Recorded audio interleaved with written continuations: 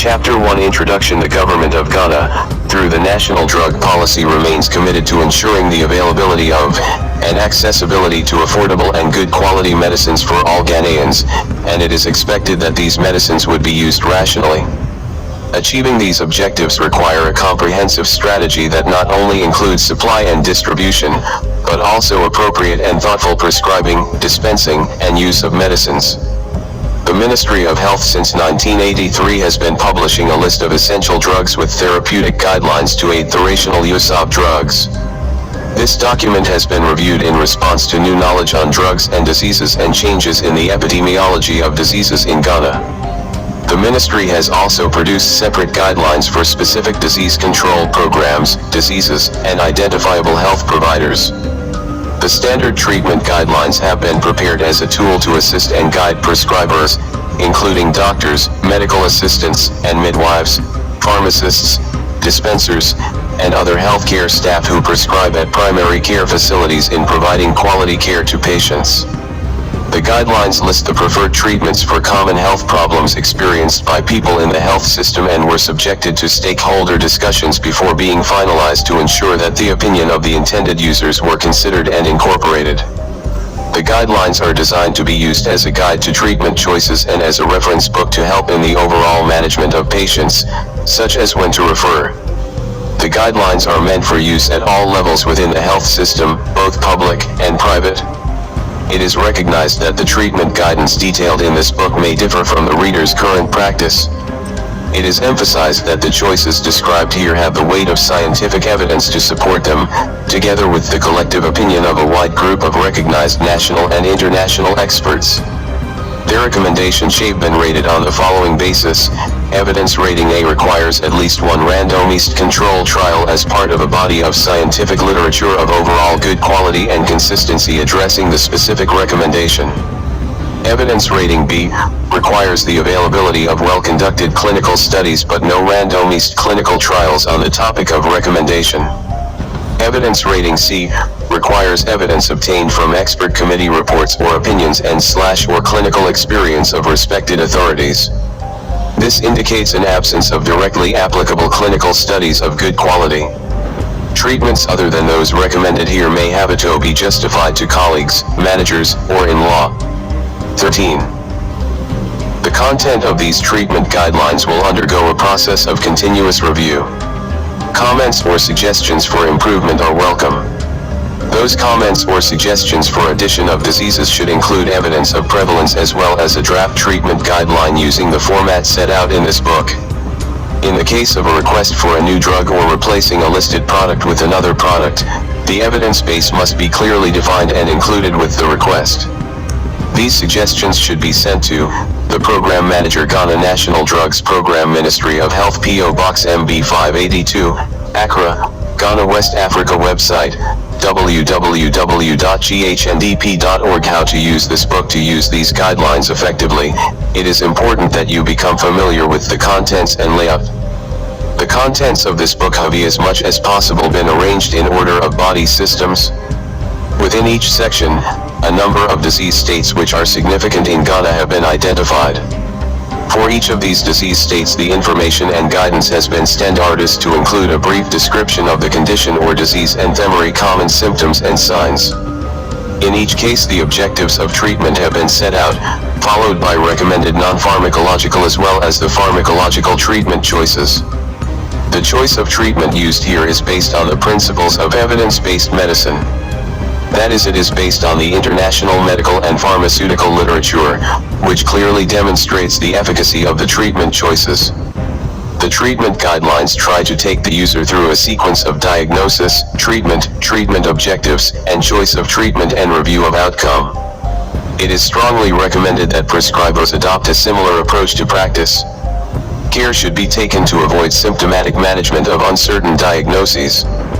When treating patients, the final responsibility for the well-being of the individual patient remains with the prescriber. Prescribers must take steps to ensure that they are competent to manage the most common conditions. 14. Presenting at their practice and familiarize themselves particularly with those aspects of the treatment guidelines relating to those conditions. It is important to remember that the guidance given in this book is based on the assumption that the prescriber is competent to handle patients at this level, including the availability of diagnostic tests and monitoring equipment. This edition uses the recommended international non-proprietary name, RIN, in line with WHO recommendations and practice. Referral. These guidelines also make provision for referral of patients to other health facilities. Patients should be referred when the prescriber is not able to manage the patient either through lack of personal experience or the availability of appropriate facilities. Patients should be referred, in accordance with agreed arrangements, to facilities where the necessary competence, diagnostic, and support facilities exist. The patient should be given a letter or note indicating the problem and what has been done so far, including laboratory tests and treatment. When indicated, emergency treatment must be given before referring the patient. It may also be necessary for the patient to be accompanied by a member of health staff, and it should be remembered that the act of referral does not remove from the prescriber the responsibility for the well-being of the patient. Abbreviations. The following are abbreviations commonly used in general prescribing of medicines.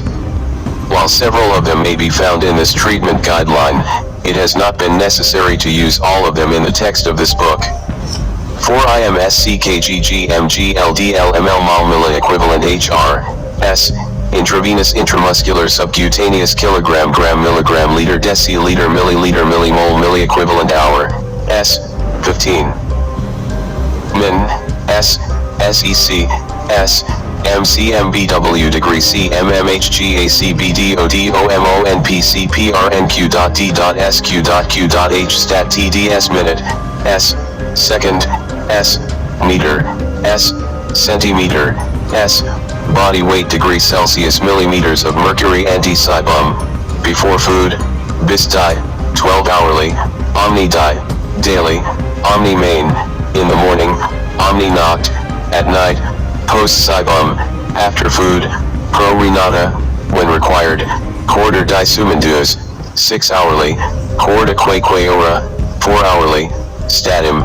Immediately, as initial dose. Ter die sumindus. 8 hourly. Medicines written as oral could be tablets, capsules, caplets, suspensions, and syrups. Prescription writing. Medicines should be prescribed only when they are necessary in treatment following a clear diagnosis. Not all patients need a prescription for a medicine. Non-pharmacological treatment may be suitable, and this has been highlighted in these guidelines. In all cases, the benefit of administering the medicine should be considered in relation to the risk involved. This is particularly important during pregnancy, where the risk to both mother and foetus must be considered. Prescriptions should be written legibly in ink or otherwise so as to be indelible, be written by the prescriber and not left for another person to complete, be dated, state the full name and address of the patient, specify the age and weight of the patient, especially in the case of children, be signed in ink by the prescriber, bear the contact details of the prescriber, e.g. name and telephone number. 16. Introduction. When writing a prescription, the following should be noted.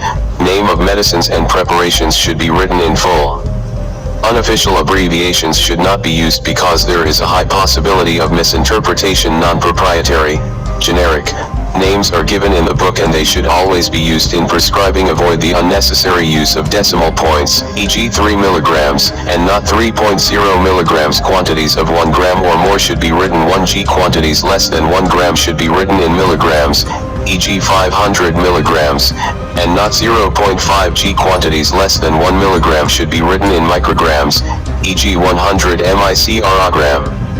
Not 0.1 mg. Where decimals are unavoidable, a 0 should be written in front of the decimal point where there is no other figure, e.g. 0.5 ml, and not 0.5 ml. Micrograms and nanograms should not be abbreviated. Similarly, units should not be abbreviated. Use the term milliliter, ml or ml, not cubic centimeter, cc, or 3 centimeters. State dose and dose frequency. In the case where medications are to be given as required, a minimum dose interval should be specified, e.g. every 4 to 6 HRS as required for pain. State the quantity to be supplied or indicative number of days of treatment required. Write directions, preferably in English without abbreviation. It is recognized that some Latin abbreviations are used, and these are detailed in the section on abbreviations. Do not use other abbreviations. Avoid combination drugs, unless there is a significant therapeutic advantage over single ingredient preparations, e.g. cotrimoxazole. Avoid the use of symptomatic treatments for minor self-limiting conditions. Avoid, where possible, the prescribing of placebos. Instead, spend some time educating and reassuring the patient. Avoid multiple prescribing, polypharmacy, especially when the diagnosis is not clear. Avoid the use of the parenteral route of administration except where there are clear, clinical indications for this route. Use the oral route whenever possible. 17. Chapter 2 Disorders of the Gastrointestinal Tract. 1. Diarrhea. Diarrhea means passing frequent, loose, watery stools 3 or more times in a day. Diarrhea is often accompanied by vomiting. It is very common in children. The commonest cause in this age group is viral. There is therefore usually no need to prescribe antibiotics. Fluid loss occurs quickly in children because of their size. If this is not corrected, it may result in dehydration, which can be fatal. In children, other diseases like malaria, pneumonia, ear infections, urinary infections, may cause diarrhea. Examine the child fully to make sure there is no obvious cause for the diarrhea. The presence of a fever usually indicates an underlying cause. Never take the complaint of diarrhea lightly. Always ask how many times that day and the day before the patient has been to the toilet, and the texture of the stools. To one person who usually passes stool once in 3 days, a motion every day seems like diarrhea, but to another person this is normal. Giving antibiotics may cause or prolong the diarrhea except in special circumstances, see below. Malnutrition causes diarrhea, which in turn also causes malnutrition, setting up a vicious cycle. Never give enemas or laxatives to patients with diarrhea. Causes viral. G. Rotavirus bacteriale. G. Shigella protozoal. G. Amoebae. Side effects of some medications, e.g. penicillin. Symptoms: frequent watery stools, blood or mucus in the stool, presence of fever, reduced urine output, associated vomiting. Signs: dehydration. See Table 2:1. The following table can be used to assess the degree of dehydration in children with diarrhea. 18. Disorders of the gastrointestinal tract. Table 2:1. Assessment of the degree of dehydration in children with diarrhea. 1. Leucid condition: lethargic or unconscious, floppy, restless, irritable, well, alert, eyes very sunken and dry, sunken, normal, tears absent, present, mouth, hand, tongue very dry, moist, thirst, drinks poorly or not able to drink, thirsty, drinks eagerly, drinks normally, not thirsty. 2. Feel skin goes back very slowly after pinching, goes back slowly after pinching, goes back quickly after pinching. 3. Decide if the patient has 2 or more signs, including at least one underlined sign. There is severe dehydration if the patient has 2 or more signs, including at least one underlined sign. There is some dehydration. The patient has no signs of dehydration. 4. Treatment plan. Weigh patient and use plan C. See Table 2-4. Weigh patient and use plan B. See Table 2-3. Plan A. See Table 2-2. 5% dehydration. GT 10%. Severe 5 to 10%. Mild to moderate, LT 5%, nil. Note: in adults and children older than 5 years of age, other signs of severe dehydration that may be present are absent radial pulse and low blood pressure. The skin pinch may be less useful in patients with marasmus, severe wasting, or kwashiorkor, severe malnutrition with edema, or obese patients. Tears are a relevant sign only for infants and young children. Investigations: FBC blood film for malaria parasite, stool routine examination, stool for culture and sensitivity, blood urea and creatinine. 19. Disorders of the gastrointestinal tract. If diarrhea present with vomiting, low-grade fever with no mucus in stools, think oral infection. If diarrhea present, WIT, vomiting, abdominal cramps, blood and mucus in stools with fever, think of bacterial infection. If diarrhea present, WIT, blood and mucus in stool with no fever, think of amoebiasis. If profuse diarrhea present, rice water stools, with vomiting, think of cholera. If diarrhea present with excessive vomiting, especially if in more than one member of the household or group. Think of food poisoning. No treatment objectives to prevent dehydration. This is very important since so much of the child's body fluid is being lost through the stools and vomiting. To replace lost fluid, as much fluid as goes into the stools should be given to the child to drink for replacement to maintain nutrition. Mothers tend not to give a child who has diarrhea anything or very little to eat at a time when he needs all the food he can get. Continue to feed as much as can be tolerated to maintain personal hygiene, or else you end up taking the germs from the stools back into the mouth, continuing the diarrhea you are trying to stop. To eliminate infecting organisms where appropriate, non-pharmacological treatment. Keep surroundings clean. Improve personal hygiene, e.g. hand washing after toilet. Home-based fluid intake. Maintain diet. Pharmacological treatment. Evidence rating: A. Fluid therapy, GLD with no dehydration. LT 5%, gets treatment plan A. GLD with mild moderate dehydration, 5 to 10%. GETS treatment plan B. GLD with severe dehydration, GT 10%. Gets treatment plan C. Treatment plan A. No dehydration. Child can be treated safely at home. Instruct mother to give home-based fluids like rice water, cocoa, soup, water, and oral. 20. Disorders of the gastrointestinal tract. Rehydration. Salt, ORS. Breastfed babies should be given breast milk and ORS. Give as much as child wants of all the fluids. Table 2:2. Treatment by fluid therapy.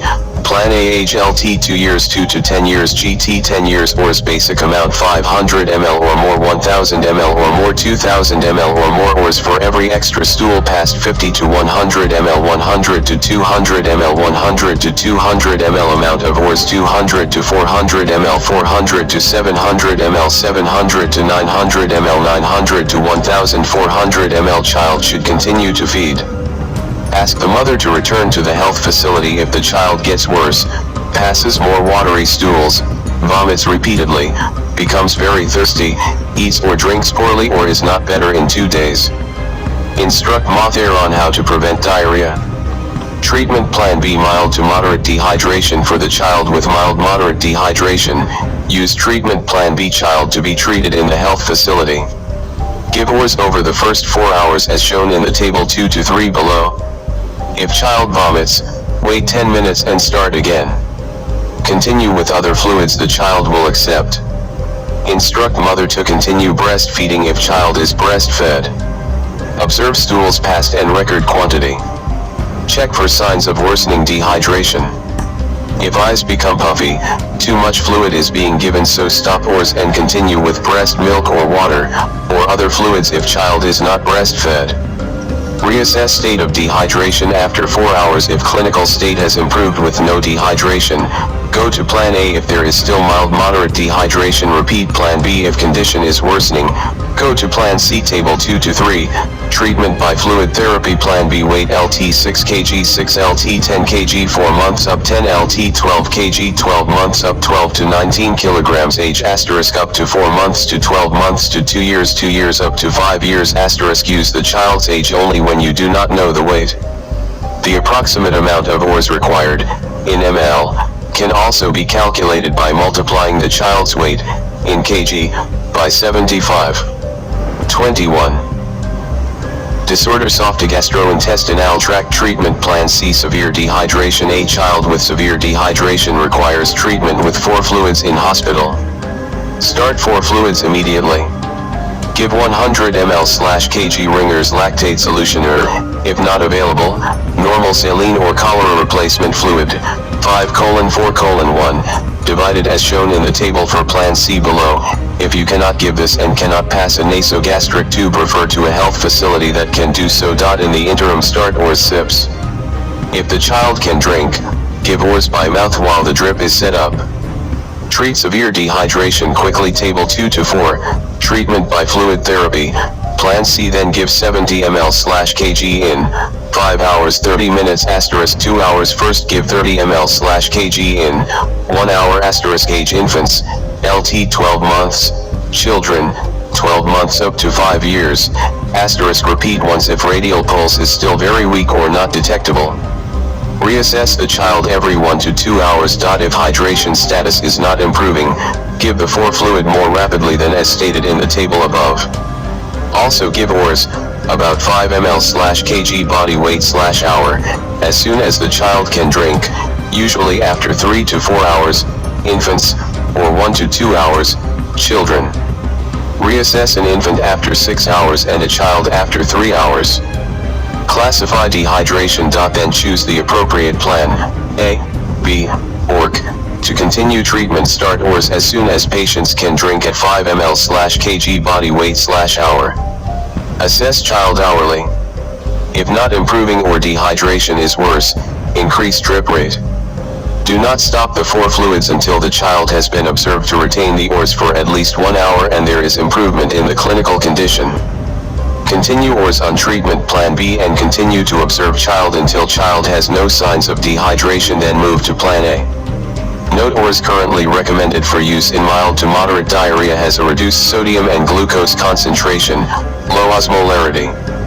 How to prepare ORS. ORS: dissolve the contents of 1 sachet of ORS in 600 ml, approximately the volume of 1 clean large beer bottle or 2 small Fanta bottles, of clean water. The child or adult should drink as much of it as he/she wants.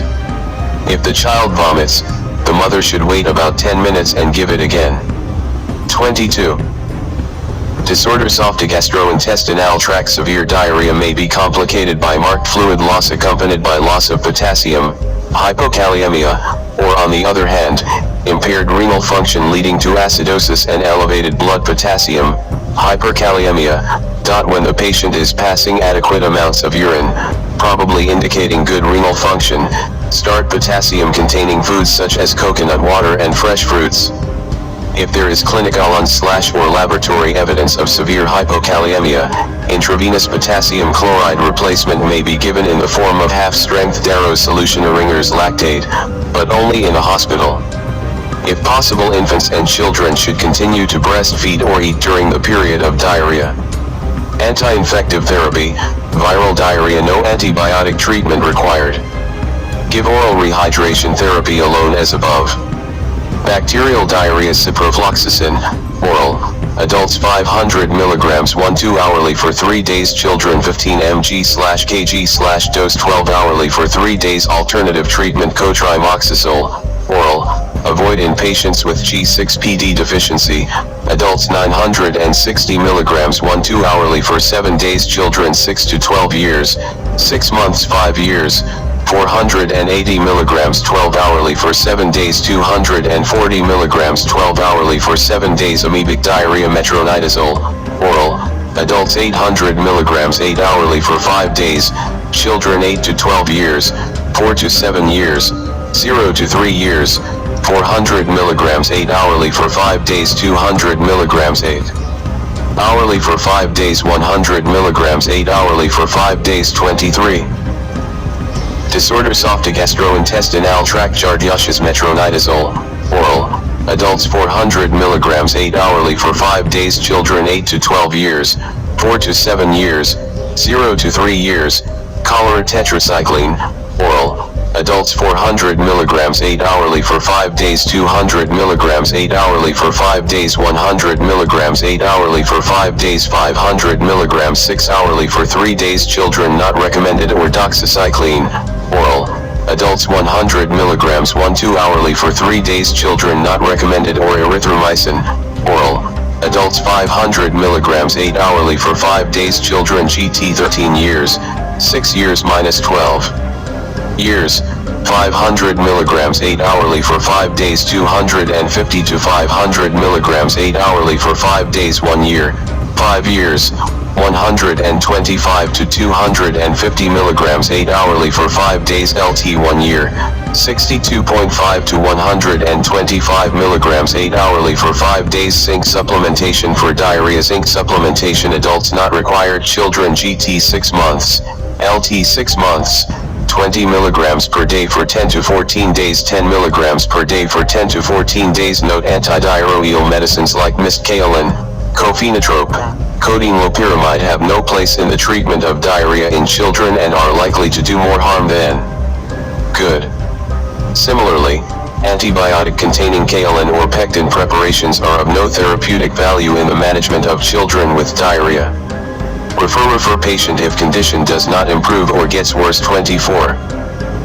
Disorders of the gastrointestinal tract. 2.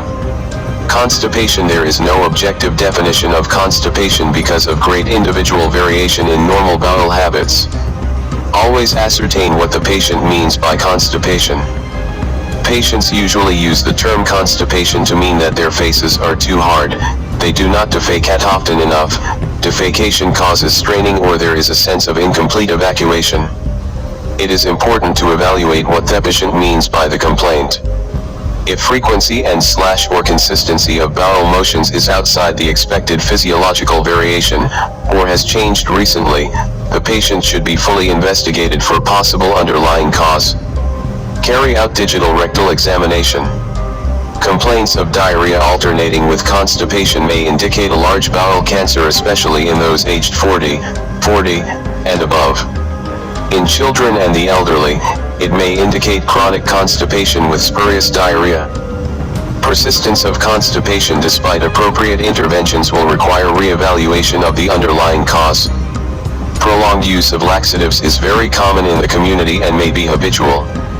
Their chronic use must be discouraged to avoid hypokalemia and its consequences. Causes: medical causes, diet deficient in roughage, ignoring the urge to defecate, due to immobility, myxedema, irritable bowel syndrome, hypercalcemia, drugs e.g. atropine, codeine phosphate, morphine, tricyclic antidepressants, disopyramide, lazy bowel from chronic laxative use including herbal preparations should be ascertained, lack of exercise, surgical causes, anal fissure and other painful perianal lesions, carcinoma of the rectum and sigmoid colon, foreign body in the gut, pelvic mass e.g. fibroid, fluidus, any gastrointestinal obstruction, aganglionic and acquired megacolon symptoms. Constipation itself is a symptom. When associated with inability to pass flatus, severe abdominal pain, or vomiting, there may be the need for urgent referral to a surgeon. 25. Disorders of the gastrointestinal tract. Signs: constipation, if associated with frequent high-pitched bowel sounds or absent bowel sounds. Investigation: stool routine examination, stool for occult blood, sigmoidoscopy/colonoscopy. Treatment objectives: to identify possible cause of constipation, to relieve constipation. Non-pharmacological treatment: adherence to an appropriate diet and regular exercise. Diet should include adequate amounts of fiber and fluid, 4 to 6 250 ml glasses of fluid per day. Pharmacological treatment: evidence rating, B. Bisacodyl, oral, adults 10 to 20 mg at night or Senna tablets, oral, adults 2 to 4 table ts at bedtime, or Psyllium, Ispagola husk, oral, adults 5 to 10 ml once or twice a day, or liquid paraffin, oral, 10 to 30 ml at night, or glycerol suppositories, adults 4 mg at night, children 1 to 2 years, LT 1 year, 2 mg at night, 1 mg at night. 26. Disorders of the gastrointestinal tract or bisacodyl suppository, adults 10 mg in the morning, children GT 10 years, LT 10 years, 5 mg in the morning on medical advice only in acute illness or for hospital-released patients. The following agents are preferred: lactulose liquid, oral, adults 15 to 30 ml orally daily until response, then 10 to 20 ml daily, children 10 to 18 years, 5 to 10 years, 1 to 5 years, 15 ml 12 hourly, 10 ml 12 hourly, 5 ml 12 hourly, LT 1 year. Alternative treatment: magnesium sulfate, oral, adults 2.5 ml 12 hourly, 5 to 10 g in a glass of water, once or twice daily. Note: do not use magnesium salts in patients with impaired renal function.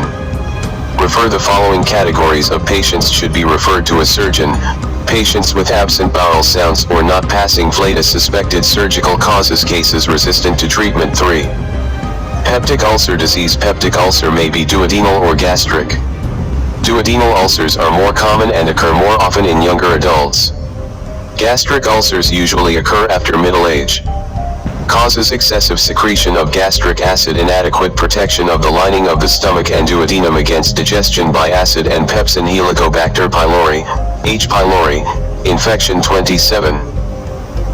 Disorders of the gastrointestinal tract. Medicines e.g. nonsteroidal anti-inflammatory drugs, NSAIDs, corticosteroids. Symptoms: abdominal pain may be a minor discomfort, gnawing, burning, dull ache or very severe pain typically in the epigastrium or right hypochondrium, occasionally high up behind the sternum or low down around the umbilicus in duodenal ulcer, typically comes on when the patient is hungry and may wake the patient up in the middle of the night. In gastric ulcer, it is typically worsened by food is relieved by alkalis, and food in duodenal ulcer vomiting may occur in both duodenal and gastric ulcers. Signs: tenderness in the epigastrium, right hypochondrium or umbilical region during an attack. Investigations: hemoglobin esophagogastroduodenoscopy with biopsy for histology and staining. For H. pylori, with urease test. For H. pylori, barium meal in the absence of endoscopy. Stool examination to exclude intestinal parasites. Treatment objectives: to relieve pain and reduce gastric acid secretion, to promote healing of the ulcer, to eradicate H. pylori if present, to prevent recurrence of the ulcer, to avoid complications. Non-pharmacological treatment: avoid smoking and alcohol intake, avoid foods that aggravate the pain, allay anxiety and stress. 28. Surgery. Indications for surgery: chronicity, crippling periodic attacks, economic factors which make it difficult for the patient to persevere with medical treatment, complications, perforation, gastric outlet obstruction, hemorrhage that does not respond to conservative measures, pharmacological treatment. Evidence rating: A. Dyspepsia, magnesium trisilicate, oral, 15 ml 8 hourly, in between meals and at bedtime to control dyspepsia. Avoid taking antacids within 2 hours of proton pump inhibitors, PPIs. NSAID-associated duodenal or gastric ulcer and gastroduodenal erosions: esomeprazole, oral, adults 20 mg daily for 4 weeks. Repeat course if ulcer is not fully healed. Or omeprazole, oral, adults 20 mg daily for 4 weeks. Repeat course if ulcer is not fully healed. Or rabeprazole, oral, adults 20 mg daily for 4 weeks. Repeat course if ulcer is not fully healed. Bleeding peptic ulcer: esomeprazole, 4, adults 40 mg daily, or omeprazole, 4, adults 40 mg 12 hourly for up to 5 days. Disorder: esophagogastrointestinal tract. 29. Disorder: esophagogastrointestinal tract, Helicobacter pylori eradication. Majority of patients presenting with duodenal ulcer are infected with Helicobacter pylori. Eradication of H. pylori should therefore be done using a 7-day course of treatment consisting of a PPI plus a combination of 2 of the antibiotics indicated in the table below. Table 2 to 5, Helicobacter pylori eradication therapy: PPI antibiotic: amoxicillin, oral, clarithromycin, oral, metronidazole, oral, esomeprazole, oral, 20 mg 12 hourly, 1g 12 hourly, 500 mg 12 hourly, 500 mg 12 hourly, 400 mg 12 hourly, or omeprazole, oral, 20 mg 12 hourly, 1g 12 hourly, 500 mg 12 hourly, 500 mg 8 hourly, 400 mg 8 hourly, 500 mg 12 hourly, 400 mg 12 hourly, or rabeprazole, oral, 20 mg 12 hourly, 1g 12 hourly, 500 mg 12 hourly, 500 mg 12 hourly, 400 mg 12 hourly. Refer where surgery is indicated as stated above. For gastroesophageal reflux disease: gastroesophageal reflux disease, GERD, is caused by backflow of gastric or duodenal contents or both past the lower esophageal sphincter into the esophagus without belching or vomiting. The disease is classified into 2 groups based on endoscopy findings as non-erosive gastroesophageal disease, non-erosive GERD, and erosive gastroesophageal disease, erosive GERD. Failure to treat may result in esophagitis, ulceration, strictures, and rarely adenocarcinoma. Causes: hiatus hernia, increased intra-abdominal pressure e.g. in pregnancy, obesity, long-term use of nasogastric tube agents that decrease lower esophageal sphincter pressure e.g. alcohol, cigarettes, anticholinergics, e.g. propantholine bromide, other drugs, morphine, diazepam and meperidine. Children with chronic neurological disease symptoms: heartburn, worsens with vigorous exercise, bending forward, lying, relieved by antacids and sitting upright. 30. Disorder: esophagogastrointestinal tract dyspepsia, early satiety, retrosternal and epigastric pain, mimics angina pectoris radiating to neck, jaws and arms, The pain is worse on bending down, e.g. sweeping pain on swallowing. Nocturnal regurgitation wakes patients up with coughing, choking, and filling of the mouth with saliva. Nocturnal regurgitation wakes patients up with coughing, choking, and filling of the mouth with saliva. Nocturnal asthma in children, failure to thrive, forceful regurgitation which may lead to aspiration, pneumonia, iron deficiency, anemia, signs, epigastric tenderness. Occasionally investigations, barium swallow with fluoroscopy, especially useful in children, esophagogastroduodenoscopy, OGD, or upper gastrointestinal tract endoscopy, abdominal ultrasound, to exclude other diseases. Treatment objectives: to relieve symptoms, to prevent complications. Non-pharmacological treatment. Lifestyle changes are very important in the treatment of GERD in all patients. Elevate head of bed by about 30 degrees or sleep on pillows. Avoid sleeping within 3 hours after eating. Avoid overeating and heavy meals before bedtime. Avoid foods that aggravate symptoms, e.g. fatty and spicy food. Avoid smoking and alcohol. Avoid non-steroidal anti-inflammatory drugs, NSAIDs. Moderate exercise. Weight reduction in overweight and obese individuals. 31. Avoid corsets. Wear loose clothing. Surgery. Indications for surgery include severe cases, treatment failure, complications. Pharmacological treatment. Evidence rating: B. Non-erosive GERD. Antacids and alginate containing antacids. Omeprazole, oral. Adults 20 mg daily for 4 to 8 weeks. Children GT 20 kg, 10 to 20 kg, or 20 mg daily. 10 mg daily. Esomeprazole, oral. Adults 40 mg daily for 4 to 8 weeks, or rabeprazole, oral. Adults 20 mg daily for 4 to 8 weeks. Severe or erosive GERD. Omeprazole, oral. Adults 20 to 40 mg daily for 8 weeks. Children GT 20 kg, 10 to 20 kg, or 40 mg daily. 20 mg daily. Esomeprazole, oral. Adults 40 mg daily for 8 weeks, or rabeprazole, oral. Adults 20 to 40 mg daily for 8 weeks. 32. Disorders of the gastrointestinal tract.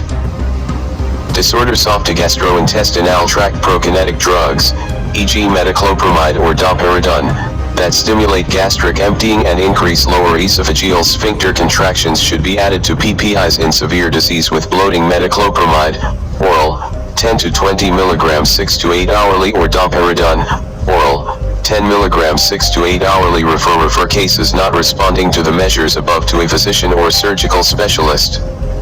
5. Pain originating from the esophagus. Esophageal pain is usually burning in quality and tends to be localized behind the sternum.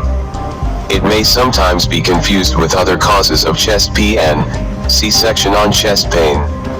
Causes: irritation of the esophageal mucosa by reflux of the acidic contents of the stomach, reflux esophagitis, hiatus hernia, spasm of the esophageal muscle in response to obstruction.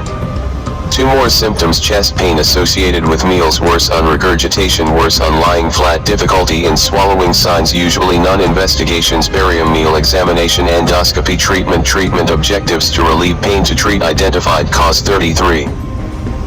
Disorders of the gastrointestinal tract. Non-pharmacological treatment. Bland foods and milk may sometimes relieve the pain. Pharmacological treatment. Antacids may sometimes relieve the pain. Refer to a specialist for confirmation of diagnosis and management. 6. Hemorrhoids. Most patients with anal conditions complain of piles regardless of what anorectal symptoms they have. Hemorrhoids are enlarged, displaced anal cushions derived from engorged veins. 1st-degree hemorrhoids remain in the rectum. 2nd-degree hemorrhoids prolapse, but reduce spontaneously, whereas 3rd-degree hemorrhoids prolapse and have to be replaced manually or remain prolapsed permanently until repaired. Always do a digital rectal examination to exclude carcinoma. Hemorrhoids developing during pregnancy should be managed conservatively, as most will resolve after delivery. No treatment is required for hemorrhoids that are asymptomatic. Avoid the use of purgatives. Causes: increased intra-abdominal pressure, e.g. chronic cough, pregnancy, intra-abdominal or pelvic tumors, familial predisposition, anorectal tumors, secondary hemorrhoids. Symptoms: passage of bright red blood at defecation, mucoid discharge, swelling at anus, perianal irritation or itch, pruritus, Discomfort after opening bowels. Pain occurs only during an acute attack of prolapse with thrombosis, congestion, and edema. Signs. Inspection of the anus may be normal. Redundant folds of skin may be seen in the position of the hemorrhoids, and straining may show the hemorrhoids. In third-degree hemorrhoids, there is a swelling at the anus. 34. Disorder. Soft gastrointestinal tract. Internal hemorrhoids are not palpable inside the rectum unless thrombosed. The patient may present with a complication of the hemorrhoids, e.g. profuse bleeding, prolapse, strangulation, thrombosis, infection, or ulceration, or severe anemia. Investigations. FBC proctoscopy, the gold standard for diagnosis, sigmoidoscopy, to exclude carcinoma of rectum. Treatment objectives: to correct anemia, if present, to relieve symptoms, to prevent complications. Non-pharmacological treatment: increase intake of fluid and roughage, avoid prolonged straining at defecation for prolapsed hemorrhoids, lie patient down and elevate the foot end of the bed. Try gentle digital reduction after application of local anesthetic cream. If this fails, apply cold compresses. Sedation off. Patient may be required for infected hemorrhoids. Warm sitz baths 2 to 3 times a day. Pharmacological treatment. Evidence rating: C. When associated with constipation, liquid paraffin, oral, adults 10 to 30 ml at night, or senna granules, oral, adults 1 sachet with water after supper. When associated with local itching or discomfort, ointments or suppositories, with or without steroids, applied or inserted anally. 35. Disorder. Soft gastrointestinal tract. Adults 1 suppository 12 hourly for 7 to 10 days. When associated with local itching or discomfort, ointments or suppositories, with or without steroids, applied or inserted anally. Adults 1 suppository 12 hourly for 7 to 10 days if hemorrhoids infected. Gentamicin. 4. Adults 40 to 80 mg 8 hourly for 5 to 7 days, plus metronidazole, oral. Adults 400 mg 8 hourly for 5 to 7 days. Alternative treatment: ciprofloxacin, oral. Adults 500 mg 12 hourly plus metronidazole, oral. Adults 400 mg 8 hourly for 5 to 7 days, or amoxicillin, oral. Adults 500 mg 8 hourly plus metronidazole, oral. Adults 400 mg 8 hourly for 5 to 7 days. When associated with anemia, iron preparation, ferrous sulfate/fumarate, or blood transfusion as indicate D. See section on anemia. Refer. The patient should be referred to a facility with resources for injection, sclerotherapy, rubber band ligation, or operative treatment if indicated. 36. Chapter 3. Disorder. Soft He liver. 7. Amoebic liver abscess. This is a collection of brownish-colored fluid in the liver, occurring often as a single mass in the right lobe, as a complication of intestinal infection with Entamoeba histolytica. Occasionally, pyogenic abscesses may have a similar clinical presentation, and will require treatment with appropriate antibiotics. Causes: Entamoeba histolytica. Symptoms: right upper abdominal pain, abdominal distension, fever, cough. Signs: large tender liver, tenderness and or bulging at right intercostal spaces, jaundice, dullness to percussion on the right lower zones with basal crepitations. Investigations: abdominal ultrasound, chest x-ray, FBC, stool examination. Treatment objectives: to eradicate infection, to prevent further destruction of liver tissue, to prevent rupture of abscess into pleural, pericardial, or peritoneal space. Non-pharmacological treatment: surgical drainage of abscess if indicated. Pharmacological treatment. Evidence rating: A. Metronidazole, oral. 37. Disorder. Soft He liver. Adults 800 mg 8 hourly for 10 days. Children 7 to 12 years, 4 to 7 years, 1 to 3 years, or tinidazole, oral. Adults 200 to 400 mg 8 hourly for 10 days. 200 mg 8 hourly for 10 days. 100 to 200 mg 8 hourly for 10 days. 2g daily for 3 to 6 days. Children 50-60 mg/kg daily for 5 days. Refer. Patients with abscesses that are large or not responding to treatment will need to be referred to a physician or surgical specialist. 8. Jaundice. This is a condition in which the skin, palms and the sclerae become yellow in color as a result of elevated levels of bilirubin in the bloodstream. The symptoms and signs that accompany jaundice often give helpful clues to the underlying cause.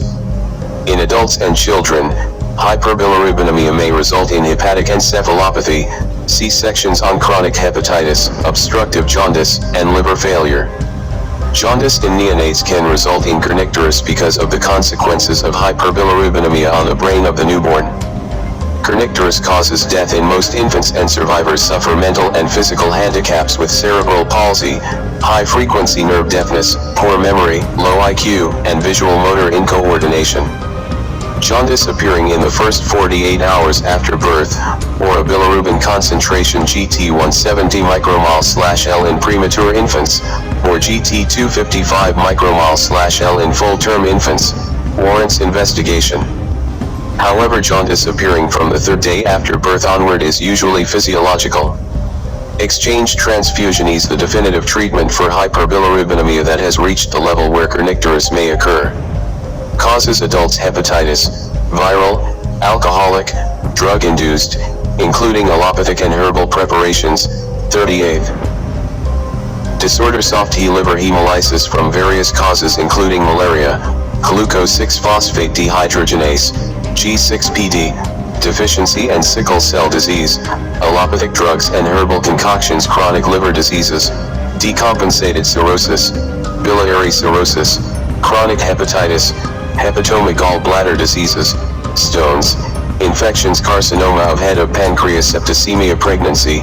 See section on jaundice in pregnancy, children, physiological jaundice, jaundice appearing between the 2 and th to 5 day of life for which all other causes have been excluded, hemolysis, sickle cell disease, G6PD deficiency, drugs, and herbs, hemolytic disease of the newborn, extravasation of a large amount, blood infections, particularly septicemia in the newborn, congenital infections, conditions of reduced red cell lifespan, impaired liver uptake and excretion of bilirubin, increased enteric reabsorption of bilirubin and biliary atresia, symptoms: yellowish or greenish discoloration of the eyes or skin, itching, deep yellow discoloration of urine, pale stool, signs: pallor, may indicate possibility of hemolysis, chronic disease, or malignancy, scratch marks, indicative of obstruction, hepatomegaly, may be tender, splenomegaly in portal hypertension, palpable gallbladder ascites, bleeding tendencies, cephalohematoma, subgaleal hematoma, upper gastrointestinal bleeding, hepatic flap, indicative of liver failure. 39.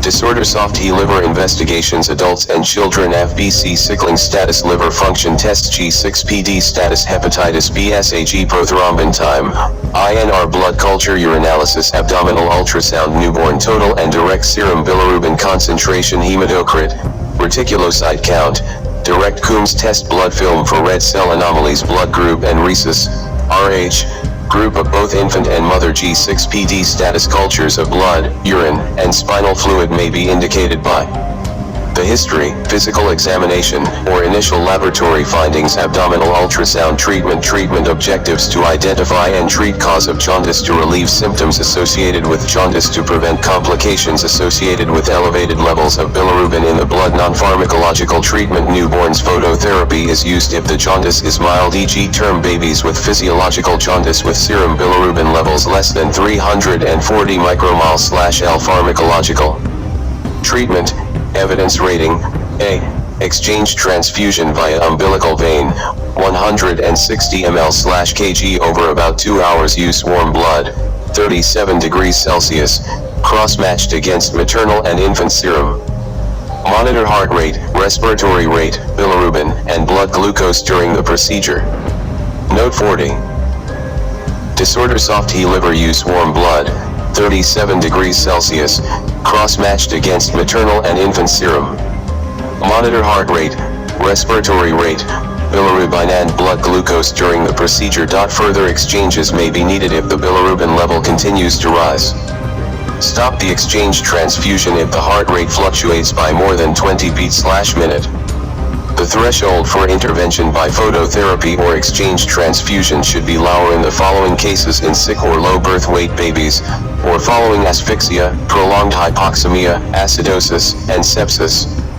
Since there is no exact test to determine the risk of kernicterus and hence the level at which exchange transfusion is necessary, the following rule of thumb has proved useful as a guide: serum bilirubin of more than 340 micromole/L in term infant, i.e. GT2 Kager, Body weight, kg, x10, x17 micromole/L in newborns weighing LT2 kg. Cord HB LT12G/DL or cord bilirubin GT80 micromole/L. Rate of rise of bilirubin GT17 micromole/L/HR, 1 mg/DL/HR.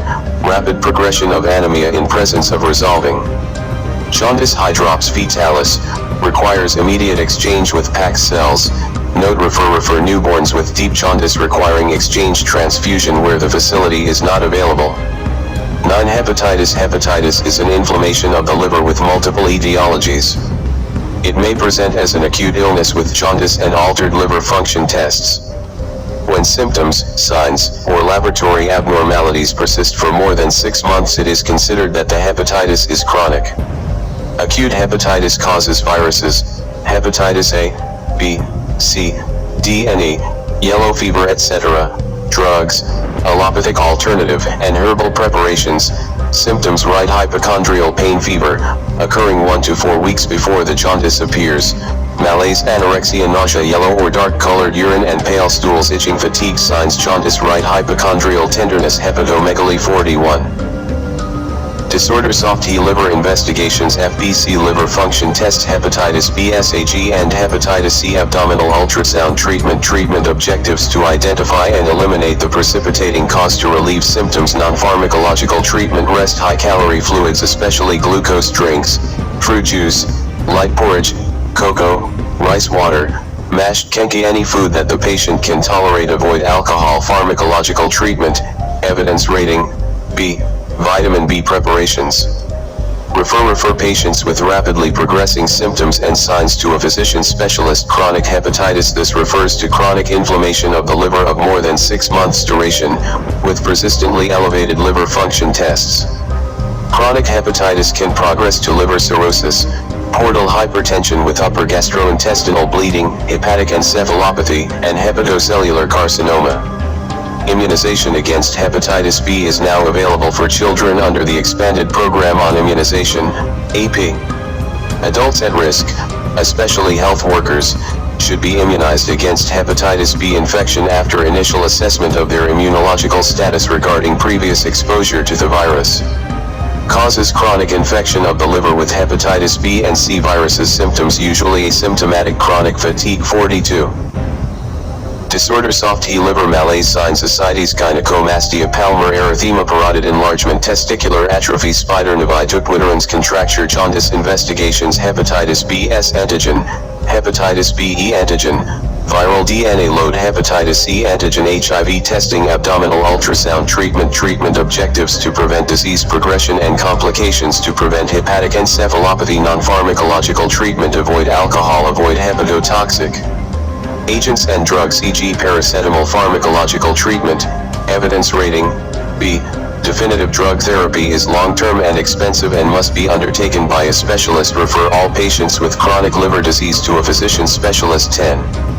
Hepatic encephalopathy. This describes a syndrome with neuropsychiatric features reflecting a state of disordered central nervous system function, due to inability of the liver to detoxify ammonia and other chemicals as a result of severe liver disease and failure.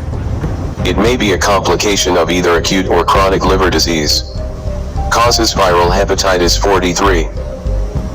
Disorder. Soft T liver cirrhosis of the liver, fatty liver of pregnancy. Drugs, e.g. halothane, isoniazid, paracetamol overdose, herbal concoctions. Long-standing cholestasis precipitating factors including hypotension, infection, fluid and electrolyte imbalance, excessive use of loop diuretics, sedatives, increased gastrointestinal tract, GIT, protein load, e.g. heavy GIT, bleeding, alcoholic binge. Symptoms: jaundice, fever, disturbed consciousness which progresses as follows: disorder of sleep, hypersomnia, and inversion of sleep rhythm, apathy and eventually coma. Personality changes. Signs: intellectual deterioration, cyanosis, fater, hepaticus, speech impairment. Features of chronic liver disease: neurological abnormalities, asterixis, a flapping tremor, indicates precoma and strongly supports the diagnosis of encephalopathy. Inability to draw or construct objects, e.g. a 5-pointed star. Incoordination, impaired handwriting. Encephalopathy, grade 1. Mild confusion, irritable, tremor, restless. Grade 2. Lethargic responses, decreased inhibitions, disorientation, agitation, *, grade 3, stuporous but arousable, aggressive bursts, inarticulate speech and marked confusion. 44. Disorder soft T liver grade 4, coma investigations, FBC blood glucose, liver function tests, blood urea and electrolytes, hepatitis B SAG, hepatitis C prothrombin time, INR treatment objectives to identify and correct precipitating factors, non-pharmacological treatment, place in the coma position if unconscious, daily tap water enemas may be used to further reduce enteric bacteria, avoid protein feeds, sedatives and drugs metabolized by the liver. Increase protein intake slowly on recovery. Encourage intake of high carbohydrate diet by mouth or NG tube. Maintain fluid and electrolyte balance.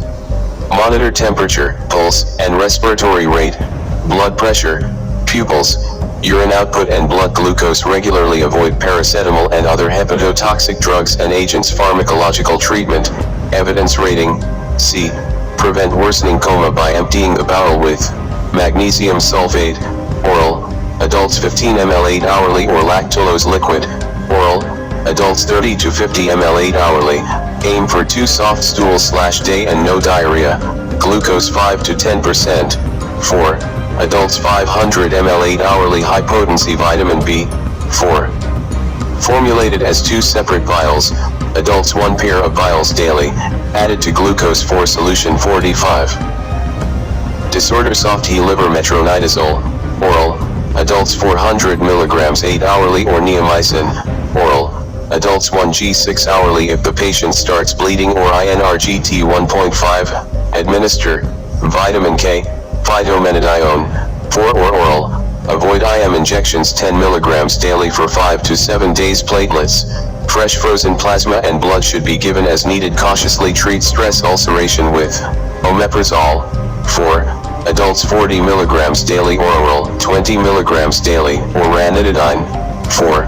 Adults 50 mg 8 hourly, or oral 150 mg 12 hourly. Treat any infection that may be present appropriately. See section on specific infections. Refer if the condition does not improve. All children with hepatic encephalopathy must be referred to a specialist. 11. Ascites. Ascites is an abnormal accumulation of fluid in the peritoneal cavity. Causes may arise as a complication or sequelae of chronic liver disease, kidney or heart failure, abdominal tuberculosis, intra-abdominal or pelvic malignancies. Symptoms: abdominal enlargement, difficulty breathing, signs distended abdomen. 46. Disorder soft T liver abdominal tenderness, signs relating to the underlying causes. See appropriate chapter. Investigations: a diagnostic paracentesis. 4. Appearance and color, biochemistry, culture and sensitivity, acid fast bacilli, cytology, abdominal and pelvic ultrasound scan. Appropriate investigations for specific causes. Treatment objectives: to relieve symptoms, to identify and manage underlying cause. Non-pharmacological treatment: bed rest, salt restriction, LT2G/day, fluid restriction to 1.5 L/day, paracentesis, sterile abdominal tap, in massive ascites with respiratory compromise. Pharmacological treatment, evidence rating B, furosemide, oral, avoid in liver disease, adults 40 mg 12 hourly, children 1 to 2 mg/kg daily, and spironolactone, oral, only with normal renal function, adults 50 to 100 mg daily, children 0.3-3 mg/kg daily. Refer when underlying cause cannot be identified. 47. Chapter 4, Nutritional Disorders. 12. Malnutrition. Food is necessary for proper growth, development of the body and maintenance of health. A normal and properly balanced diet consists of food that has sufficient amounts of proteins necessary for growth and maintenance, carbohydrates and fats necessary for energy, and vitamins and minerals for protecting against disease. Malnutrition occurs when there is a deficiency in intake of some or all of the above nutrients. It is most commonly seen in children less than 5 years, particularly after weaning. In many cases, the malnourished child is brought to the health unit because of other complaints such as diarrhea, vomiting, fever, worms or cough. In adults, malnutrition frequently occurs in association with chronic alcoholism. Malnutrition can result in a breakdown of the child's or adult's ability to fight disease and infection. An infection in a malnourished individual may thus become very severe and result in death. A child suffering from malnutrition may have features of marasmus, kwashiorkor, or both, marasmic kwashiorkor. These children lack both protein and sources of energy. Protein energy malnutrition, PEM. Protein energy malnutrition, PEM, is divided into 3 stages using weight/age, weight/height and mid-upper arm circumference. The mild form of PEM is the commonest type in Ghana. Mild PEM weight for age, LT 80% but GT 75%, weight for height 70-80%, mid-upper arm circumference 12.5-13.5 cm. The child is thin with some muscle wasting. The child plays less because of lack of energy. Moderate PEM weight for age, LT 75% but GT 60%, mid-upper arm circumference 12.0-12.5 cm. Early signs of kwashiorkor or marasmus may be present.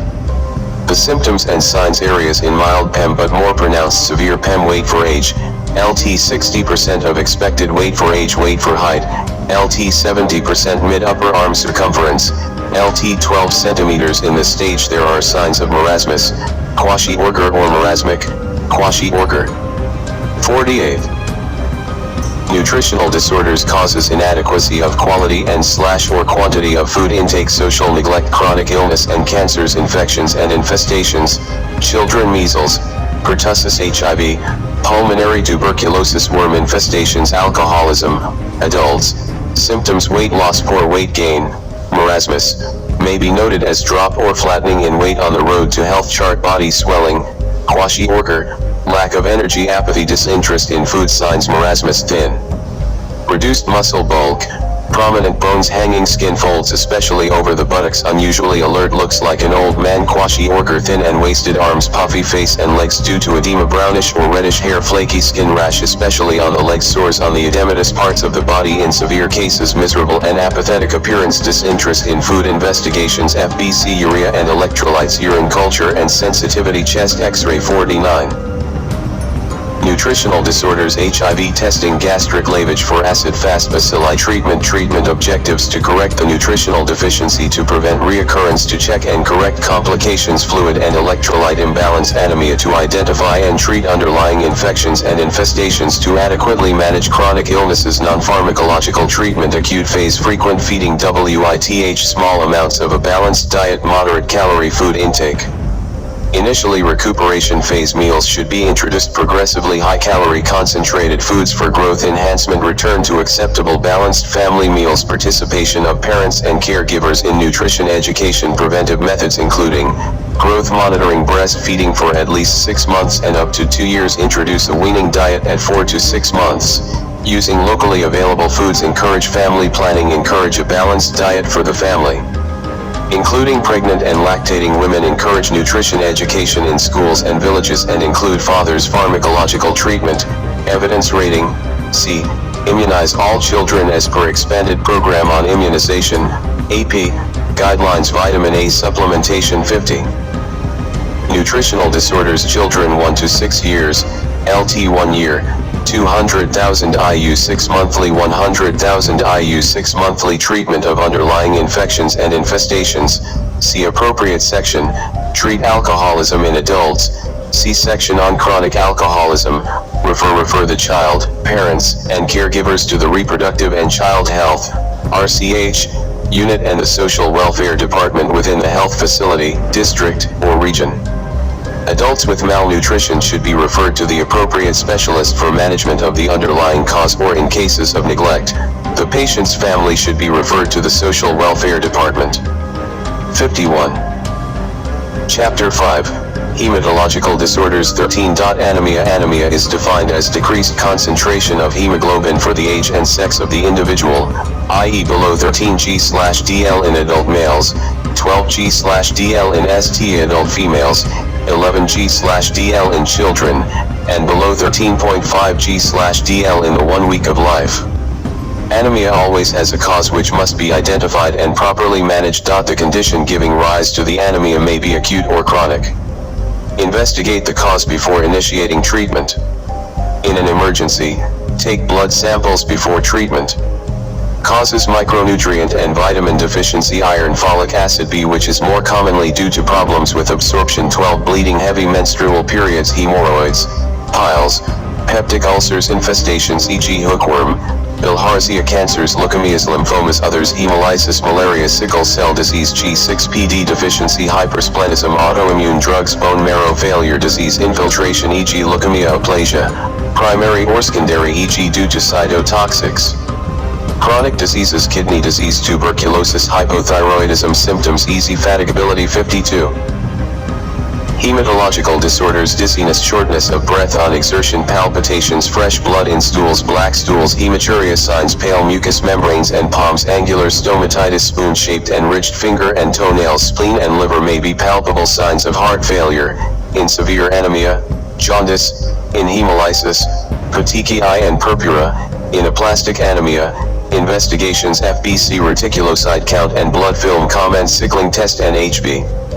Electrophoresis if indicated, blood film for malaria, parasites, stool for hookworm, ova, urine for schistosome ova. Specialized tests depending on the suspected cause, e.g. bone marrow examination in suspected marrow failure. Treatment objectives: to treat underlying cause of anemia, to restore hemoglobin levels to normal, to replenish iron stores after correction of anemia in iron deficiency, to restore hemoglobin to steady state level in sickle cell disease patients, to correct anemia in proven vitamin B deficiency and maintain normal 12 levels lifelong, to correct anemia and maintain daily supplements in folate deficiency. Non-pharmacological treatment advised on a balanced diet. Regular intake of leafy foods, e.g. contamir, as well as fresh fruits and vegetables, beans, liver, meat, eggs, fish. Early reporting to hospital with unusual loss of energy, bleeding, and black stools. 53. Hematological disorders, pharmacological treatment, evidence rating, B, iron deficiency, ferrous sulfate, oral, adults 200 mg 8 hourly, children GT 10 YRS, 8 to 10 YRS, 5 to 7 YRS, 1 to 4 YRS, LT 1 year. Alternative treatment, ferrous fumarate, oral, 3-6 mg/kg 8 to 12 hourly, 200 mg 12 hourly, 200 mg daily, 80 to 120 mg 8 to 12 hourly, 45 to 90 mg 8 to 12 hourly, 30 to 60 mg 8 to 12 hourly, 200 mg elemental iron per day in 3 divided doses, or any polysaccharide oral iron preparation, 200 mg elemental iron per day in 3 divided doses. Folate deficiency, folic acid, oral, adults 5 mg daily for 30 days, children 2.5 to 5 mg daily for 30 days. Continue treatment for 3 months after hemoglobin level normalizes. In order to replenish iron stores, rinse mouth after administration of syrup to prevent discoloration of teeth. Severe anemia with signs of cardiac failure will need treatment of the heart failure in addition to blood transfusion with packed cells. Vitamin deficiency, 12-hydroxycobalamin, IM. Adults 1 mg 3 times a week for 2 weeks, then 1 mg every 3 months. Refer specialist. Referrals are indicated in patients with recurrent severe anemia which is not due to sickle cell disease, anemia due to uncontrolled bleeding. 54. Hematological disorders, hemoglobin levels that do not improve after 2 weeks on the above treatment. Heavy menstrual loss, to a gynecologist. Specialized investigations unavailable at point of care. 14. Bleeding disorders. These are diseases characterized by excessive bleeding. They may be present from birth or acquired later in life. The bleeding may be due to defective blood vessels, platelet disorders, or clotting factor deficiency. A good history is important in distinguishing between the various causes. Past episodes of excessive bleeding, e.g. following circumcision, a family history of bleeding and drug therapy should be inquired about. Bleeding may be spontaneous or follow trauma or surgery. The pattern of bleeding is a helpful guide to its cause. In platelet and vessel wall defects, bleeding is usually into skin and mucosal surfaces like the gums, nose, gastrointestinal tract. In coagulation factor deficiency, e.g. hemophilia, bleeding is into deep tissues like the brain, joints, and muscles. In newborns with vitamin K deficiency, which leads to multiple coagulation factor deficiency, spontaneous bleeding occurs from various sites such as the umbilical cord, gastrointestinal tract, scalp, brain. There is usually a history of failure to administer vitamin K injection at birth. Patients may be severely anemic and in hemorrhagic shock if there is a large bleed. Note: for information on appropriate blood products for various bleeding disorders, see national guidelines for the clinical use of blood and blood products in Ghana for more details. Causes: liver disease, vitamin K deficiency, especially in newborns, drug-induced, herbal preparations, warfarin, heparin, NSAIDs e.g. aspirin, ibuprofen, bone marrow failure and malignancy e.g. aplastic anemia and leukemia, low platelet count from any cause, hemophilia, severe septicemia resulting in disseminated intravascular coagulation, DIC, 55. Hematological disorders: symptoms: spontaneous bleeding from mucous membranes or cuts, easy bruising, excessive bleeding from cuts or incisions, swelling at site of blood collection e.g. joints, pain. Signs: excessive bleeding, swelling at site of blood collection e.g. joints, tenderness, purpura pallor. Investigations: FBC, platelet count and blood film. Comment: bleeding time, prothrombin time, partial thromboplastin time, liver function tests. Treatment objectives: to prevent or arrest life-threatening bleeding, to identify and correct underlying cause. Non-pharmacological treatment: apply pressure dressing or ice packs to minimize bleeding where possible. Stop any drugs thought to be responsible for bleeding or which may aggravate bleeding. Educate hemophiliacs on their disease, encouraging them to minimize trauma-prone activities, and to inform doctors of their condition before any surgical procedure. Avoid unnecessary injections and surgical procedures. In all patients, especially those with a family history of bleeding tendencies, pharmacological treatment. Evidence rating: B. Liver disease, vitamin K, 4, adults 10 mg, stat 56. Hematological disorders: children 3 to 5 mg, stat. Neonates, irrespective of history of vitamin K injection, term, preterm, fresh frozen plasma. Adults, children, neonates 15 to 20 ml/kg. Acute severe blood loss 1 mg, 500 micrograms fresh whole blood, 4, adults, children and neonates 5 ml/kg for each 1 g/LHB rise. Expected hemophilia A, cryoprecipitate, 4, adults, children, neonates 1.5 to 2.0 pack/10 kg. Hemophilia B and DIC, fresh frozen plasma. Adults, children, neonates 15 to 20 ml/kg. Thrombocytopenia requiring platelet transfusion, platelet concentrate. Adults, children, neonates, 10 ml/kg, raises platelet count by 50,000 per microliter. Shock: sodium chloride 0.9%, C-section on shock. Alternative treatment: hemophilia A and von Willebrand's disease, desmopressin, SC, or 4, or recombinant factor 8, 4. Hemophilia B, recombinant factor 9, prevention of local fibrinolysis, tranexamic acid, oral, and 4. Refer all hemophiliacs, all patients with unexplained recurring bleeding episodes and those requiring surgery to the physician specialist or hematologist for further evaluation. 57. Hematological disorders. 15. Sickle cell disease. This is a hereditary disease characterized by the possession of 2 abnormal hemoglobins, one of which is hemoglobin S. There are various types, including HBSS, HBsC and HBsA. Thalassemia. The possession of 1 normal hemoglobin, hemoglobin A, together with 1 abnormal hemoglobin, e.g. S or AC, does not constitute sickle cell disease. It is a hemoglobinopathy trait. The use of the word sickler to describe patients with sickle cell disease must be avoided. It has no meaning and tends to give a person an unfavorable label. Sickle cell disease patients may present either in the steady state, in crises, or with complications. The crises are commonly vaso-occlusive, precipitated by cold weather, dehydration, infection, ischemia or physical exertion, which often cause pain in the bones. Other types of crises may also occur. These include hemolytic, aplastic, and sequestration crises. In aplastic crises there is anemia with a low reticulocyte count. In sequestration crises, the spleen and liver enlarge rapidly due to trapping of red blood cells. Anemia is very severe in this case. Patients with sickle cell disease should be encouraged to have periodic check-ups at a sickle cell clinic. Symptoms: joint and bone pain, especially during cold wet seasons. Periodic jaundice. Abdominal pain, especially in the splenic area. Spontaneous sustained erection without sexual arousal in male patient. C-section on priapism. Signs: jaundice, pallor, hepatomegaly. Splenomegaly may be absent in older patients. There may be old or recent scarification marks, particularly over the abdominal wall. Venous ulcers. 58.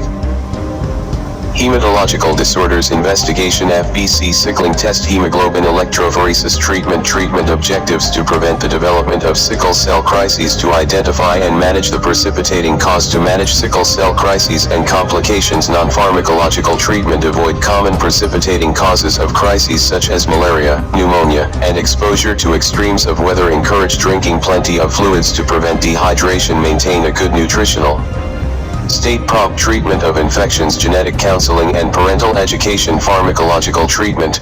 Evidence rating: B. In crisis: glucose in sodium chloride. 4. Adults: glucose 5% in sodium chloride 0.9% 2-4 L daily. Children: glucose 4.3% in sodium chloride 0.18% 150 ml/kg daily. Paracetamol, oral or suppository, 6 to 8 hourly, or ibuprofen, oral, 8 hourly, for pain relief. Table 5 to 1. Pain management in the sickle cell patient: ibuprofen 400 to 600 mg, 200 to 400 mg, 100 to 200 mg not recommended. Paracetamol 500 mg, 1g 250 to 500 mg, 120 to 250 mg, 60 to 120 mg. Adults: children 6 to 12 years, 1 to 5 years, 3 months to 1 year. Pethidine, IM, if in severe pain. Do not give if there is difficulty in breathing. Adults 25 to 100 mg 4 to 6 hourly as required. 59.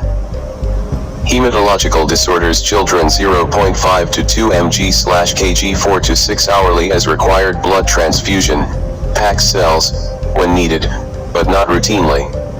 Transfusion will be necessary if hemoglobin level LT5G/DL in the steady state. Folic acid, oral, adults 5 mg daily. Children GT 1 year, LT 1 year, 5 mg daily. 2.5 mg daily. Refer all sickle cell patients with complications such as bleeding into the eye, aseptic necrosis of the hip, priapism, hematuria, stroke, osteomyelitis, persistent proteinuria, and persistent jaundice to the appropriate specialist. 16. Multiple myeloma. In multiple myeloma, abnormal plasma cells are produced in the bone marrow. These abnormal plasma cells produce abnormal immunoglobulins in excess. The abnormal plasma cells in the bone marrow result in a reduction in normal blood cell production and erosion of bone with release of calcium. The abnormal immunoglobulin in blood results in hyperviscosity, renal failure, and impaired ability to fight infections. Multiple myeloma usually affects adults above the age of 40 years. Causes usually unknown. Chemicals e.g. dioxins, solvents, and cleaning agents. Radiation. Viruses e.g. herpes virus 8, Epstein-Barr, HIV, hepatitis virus. Symptoms: bone pain, excessive thirst, excessive micturition, easy fatigability. Signs: pallor, recurrent infections. 60. Hematological disorders: bony lumps, pathological fractures. Investigations: FBC and blood film. Comment: ESR skeletal survey including skull x-ray. Serum protein levels, serum protein electrophoresis, urine Bence-Jones protein, blood urea, electrolytes, creatinine, plasma calcium levels, serum uric acid. Treatment objectives: to reduce the number of abnormal plasma cells to normal and reduce their rate of increase, to treat anemia, to reduce bone pain, to manage pathological fracture, to improve or maintain good bone mineral density, to reduce the incidence of infections and renal complications. Non-pharmacological treatment: patients should drink at least 3 liters of fluid each day throughout the course of their disease. Pharmacological treatment: supportive treatment if indicated. Sodium chloride 0.9%. 4. Allopurinol, oral, 100 to 300 mg daily. Blood transfusion. Analgesia: avoid NSAIDs in renal failure. Disodium pamidronate, 4, 90 mg. Monthly epoetin alpha, 3,000 units 2 to 3 times a week. Active agents: melphalan, oral, prednisolone, oral, vincristine, 4, doxorubicin hydrochloride, 4, 61. Hematological disorders: doxorubicin hydrochloride. 4. Dexamethasone, oral. Thalidomide, oral. Refer all patients should be referred to a tertiary center for further evaluation and definitive management. Follow-up can be done by a physician specialist with guidance from the hematologist. 17. Leukemia. Leukemia is the uncontrolled production of white cells at different stages of maturation. There are two main types of leukemia depending on the type of white cell affected. These are lymphoid leukemia and myeloid leukemia. Each can further be divided into acute, where the patient falls suddenly ill, and chronic, where the patient may have been harboring the disease for months and occasionally years without knowing. Leukemia may therefore present as acute lymphoid leukemia, ALL, chronic lymphoid leukemia, CLL, acute myeloid leukemia, AML, and chronic myeloid leukemia, CML. ALL is commonest in children, especially boys. CLL is commonest in the elderly. AML and CML cut across all age groups and sexes. Causes: usually no cause in any particular case. Viruses, e.g. human T lymphotropic virus type 1, HTLV1, and Epstein-Barr virus, EBV. Chemicals, e.g. benzene, industrial solvents, pesticides, lindane, dyes. Drugs, e.g. alkylating agents such as melphalan. Radiation. Symptoms: acute leukemia, fever, easy fatigability, bruising tendencies, bone and joint pain especially in children. Chronic leukemia: asymptomatic dragging sensation left side of abdomen, easy satiety. 62. Hematological disorders: weight loss, generalized itch, lymph nodal swelling. Signs: acute leukemia, pallor, fever, skin and mucosal hemorrhages, gum hypertrophy. AML subtype 5, firm, rubbery, non-tender lymph nodes. Lymphoid leukemia, splenomegaly. Chronic leukemia: splenomegaly, often massive in CML. Generalized lymph node enlargement in CLL. Investigations: FBC and blood film. Comment: chest x-ray, bone marrow, ASP irate and trephine biopsy. BCRABL rearrangement in all end.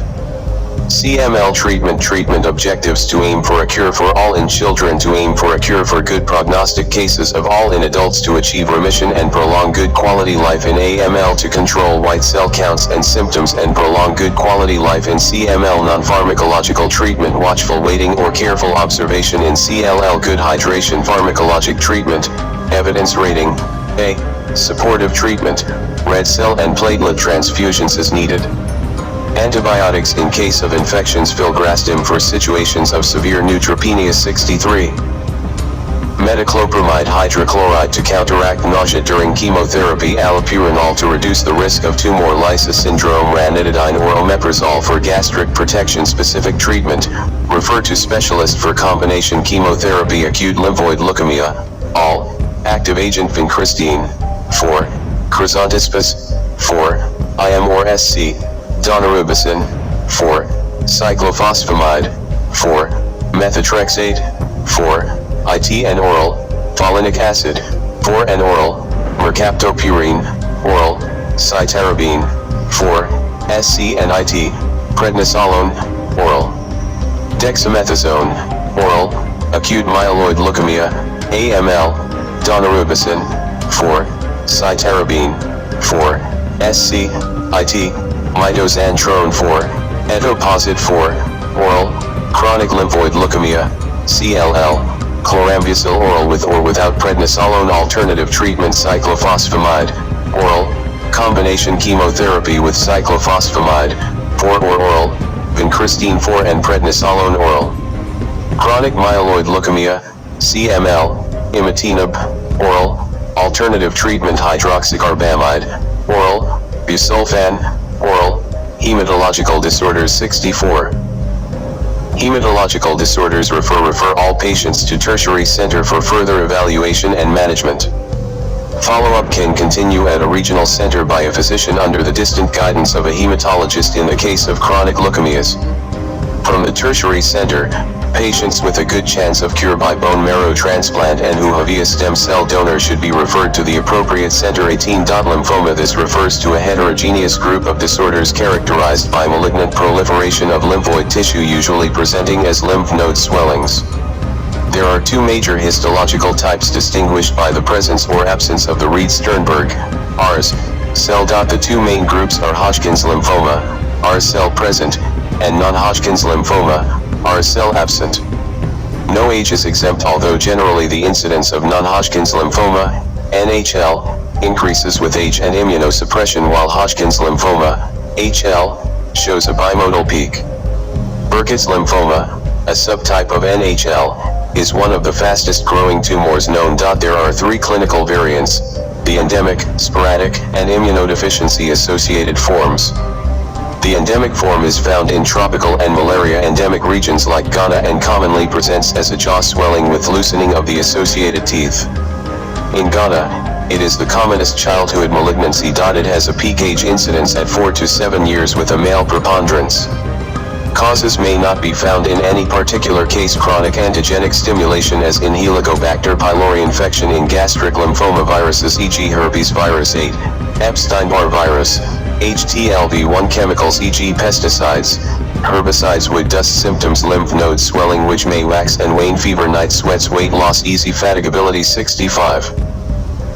Hematological disorders, signs: firm, rubbery, non-tender lymph nodes, splenomegaly, superior vena cava syndrome if bulky mediastinal masses are present, pallor if marrow has been involved, investigations, lymph node biopsy of a significantly enlarged node for histology, FBC and blood film, comment, chest x-ray, bone marrow, ASP, irate and trephine biopsy. Treatment objectives: to provide a cure, to provide support, treatment, non-pharmacological treatment, watchful waiting in low grade NHL, good hydration, pharmacological treatment, non-Hodgkin's lymphoma, chemotherapy using a combination of cyclophosphamide 4, doxorubicin hydrochloride 4, vincristine sulfate IV and prednisolone oral alternative treatment, ESHAP etoposide 4, cytarabine 4, methylprednisolone 4, 4 isophosphamide 4, carboplatin 4, etoposide 4, Hodgkin's lymphoma radiation, B combination chemotherapy using chlorambucil oral, vinblastine 4, procarbazine oral and prednisolone oral alternative. Treatment combinations involving bleomycin 4/IM, vincristine 4, dacarbazine 4 and radiotherapy. All patients should be referred to a tertiary center for initial management. Follow-up can continue at a regional center by a physician under the distant guidance of a hematologist. 66. Chapter 6, Childhood Immunizable Diseases. 19. Immunization. Childhood immunizable diseases can have a devastating effect on the health of the child and can be prevented by immunization. The diseases currently covered by AP in Ghana are measles, whooping cough, tetanus, tuberculosis, diphtheria, poliomyelitis, yellow fever, hepatitis B, Haemophilus influenza type B. Infections. To protect Ghanaian children against 5 of the diseases described above, a pentavalent vaccine, popularly called 5-in-1, has been introduced into Ghana's immunization program.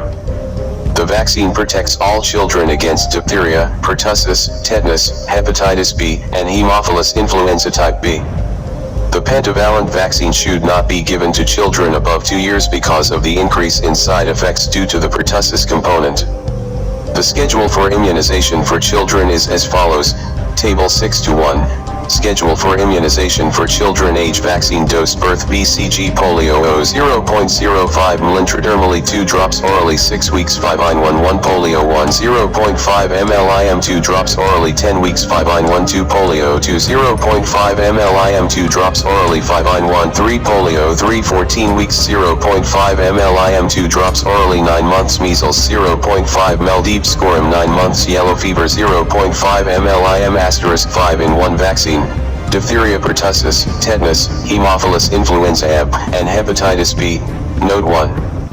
Measles. No child should be denied measles vaccine because of a past episode of presumed measles. 2 5-in-1. Minimum interval between doses is 4 weeks. 3. Immunization schedule should still be completed if some doses have been missed. 67. Childhood immunizable diseases. Absolute contraindications to immunization. Infants should not be vaccinated if a previous vaccination was followed by anaphylaxis, encephalitis or non-febrile convulsions. Yellow fever vaccine should not be given if there is history of anaphylaxis with ingestion of egg. Individuals with symptomatic HIV infection should not receive BCG and yellow fever vaccines since these are live vaccines. BCG vaccine can be given at birth since the HIV-infected newborn is asymptomatic.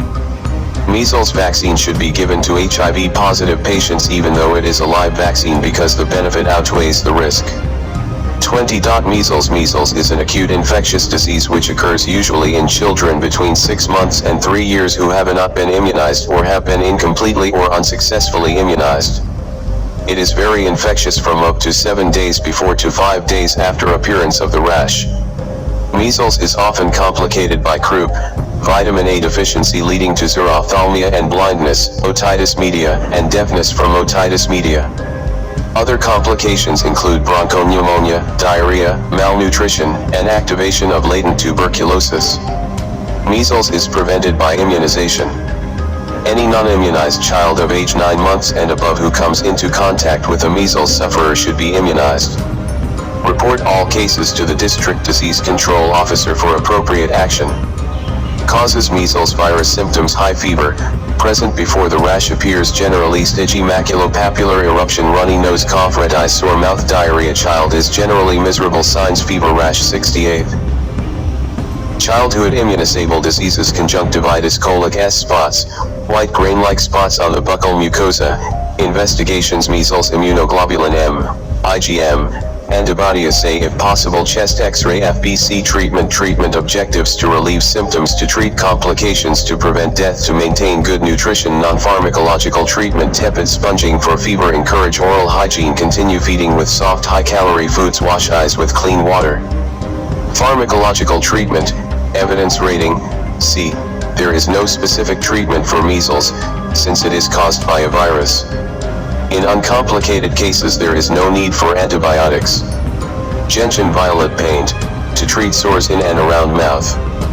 Do not drink nor swallow GV paint. Calamine lotion, for skin irritation apply to the affected areas. For pain and fever treat with paracetamol. Oral. Adults 500 mg 1g 6-8 hourly. Children 6 to 12 years, 1 to 5 years, 3 months 1 year, 250 to 500 milligrams 6 to 8 hourly. 120 to 250 milligrams 6 to 8 hourly. 60 to 120 milligrams 6 to 8 hourly. Vitamin A, oral. Children GT 1 year, LT 1 year, 200,000 units stat, 100,000 units stat. Repeat dose on the second day. 69. Childhood immunosable diseases: manage diarrhea according to severity of dehydration. See section on diarrhea. Refer patients with complications such as a black, hemorrhagic, rash, stridor, pneumonia, encephalitis, great difficulty in eating or drinking, dehydration, or malnutrition to the hospital. 21. Pertussis. This is a bacterial respiratory tract infection common in children. It may be complicated by protein-calorie malnutrition, bronchiectasis, and cerebral hypoxia, flowing apnoic episodes leading to convulsions and coma. Secondary bacterial infections like otitis media, pneumonia, or activation of latent tuberculosis may also occur. Pertussis can be prevented by the 5-in-1 immunization recommended for all children. See immunization schedule at the beginning of this chapter. In the event of ACL developing pertussis before immunization, the 5-in-1 vaccine should still be given to protect against the 4 other diseases. During epidemics, or when there is a clear history of contact in a child with catarrh, antibiotics may help reduce the period of infectivity and reduce transmission. All cases should be reported to the District Disease Control Officer. Causes: Bordetella pertussis symptoms: cough, fever, poor appetite, refusal of food, runny nose, vomiting. Signs: whooping cough, cyanosis, fever, apnoea. 70. Childhood immunosable diseases: investigations: FBC, high absolute lymphocyte count, chest x-ray. Treatment objectives: to prevent complications, to maintain good nutrition. Non-pharmacological treatment: feed frequently between coughing spasms, encourage adequate oral fluid intake, admit to hospital when complications like dehydration, fever, pneumonia, and malnutrition arise. Pharmacological treatment, evidence rating, A. Erythromycin, oral. Adults 500 milligrams 6 hourly for 7 days. Children 8 to 12 years, 2 to 8 years, LT 2 years, 250 to 500 milligrams 6 hourly for 7 days. 250 milligrams of syrup 6 hourly for 7 days. 125 milligrams of syrup 6 hourly for 7 days. Refer infants who have an episode of apnoea, prolonged cessation of breathing, or of turning blue.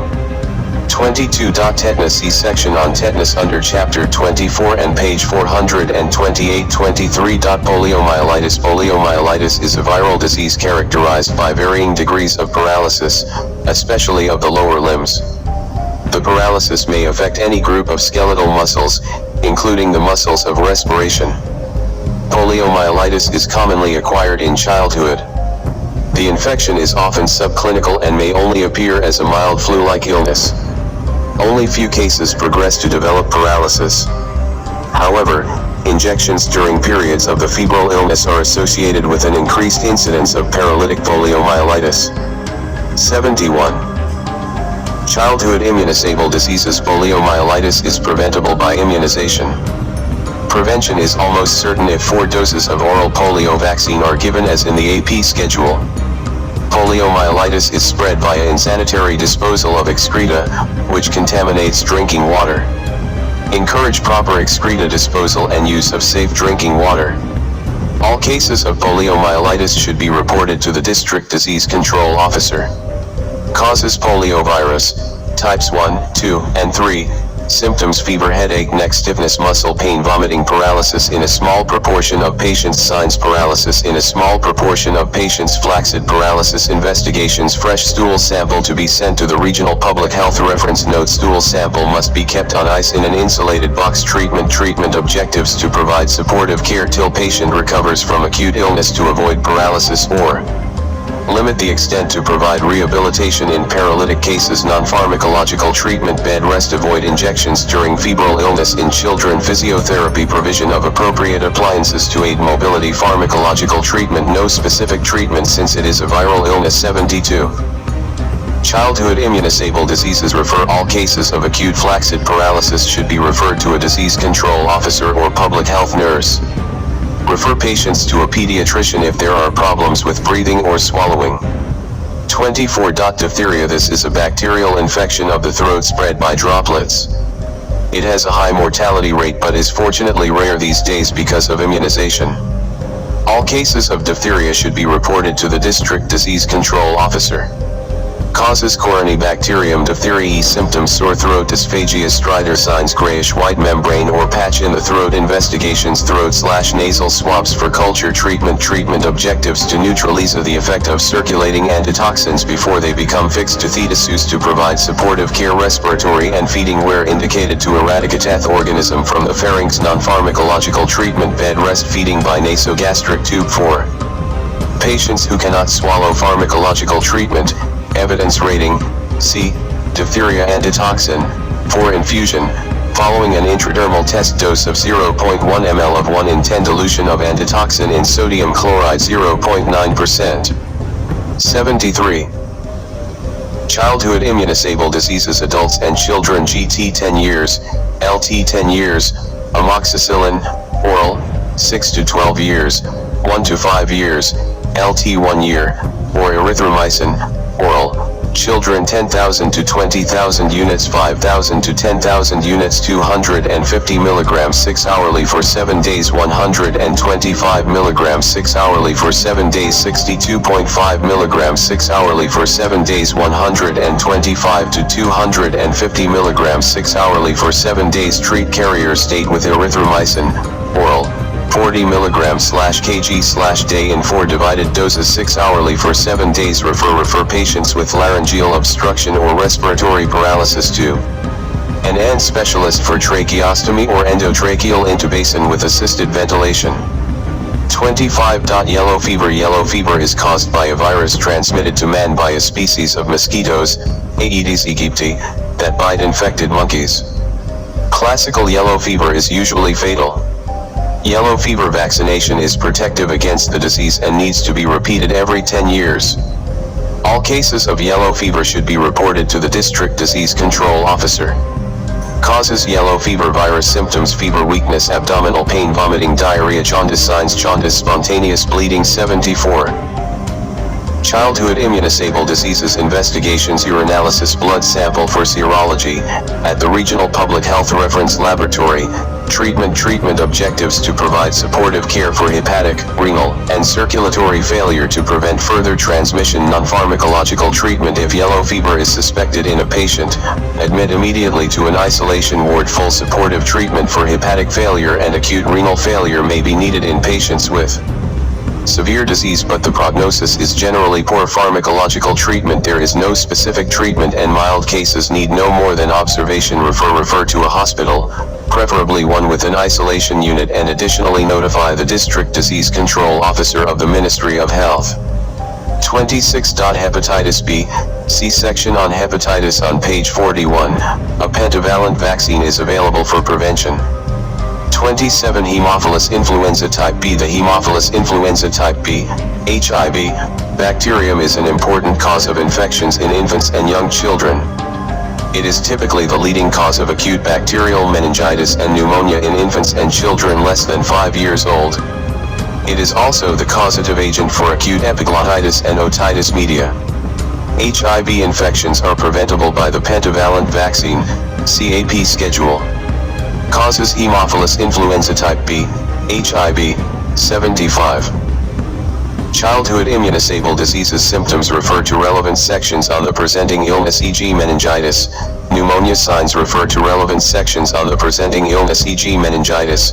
Pneumonia investigations: blood culture and sensitivity, cerebrospinal fluid biochemistry, culture, and sensitivity, if meningitis suspected. Treatment objectives: to eliminate the bacteria, to provide supportive care. Non-pharmacological treatment: refer to relevant sections on the presenting illness, e.g. meningitis. Pneumonia pharmacological treatment: refer to relevant sections on the presenting illness, e.g. meningitis. Pneumonia refer patients who are not responding to treatment or who have complications. 76. Chapter 7. Problems of newborn, neonate, 28. Sick newborn. The term newborn, neonate, refers to a baby in the first month of life. At birth, all well newborns are active with a strong cry. Any baby born ill will show signs of poor activity or may be described as being flat or floppy in severe cases.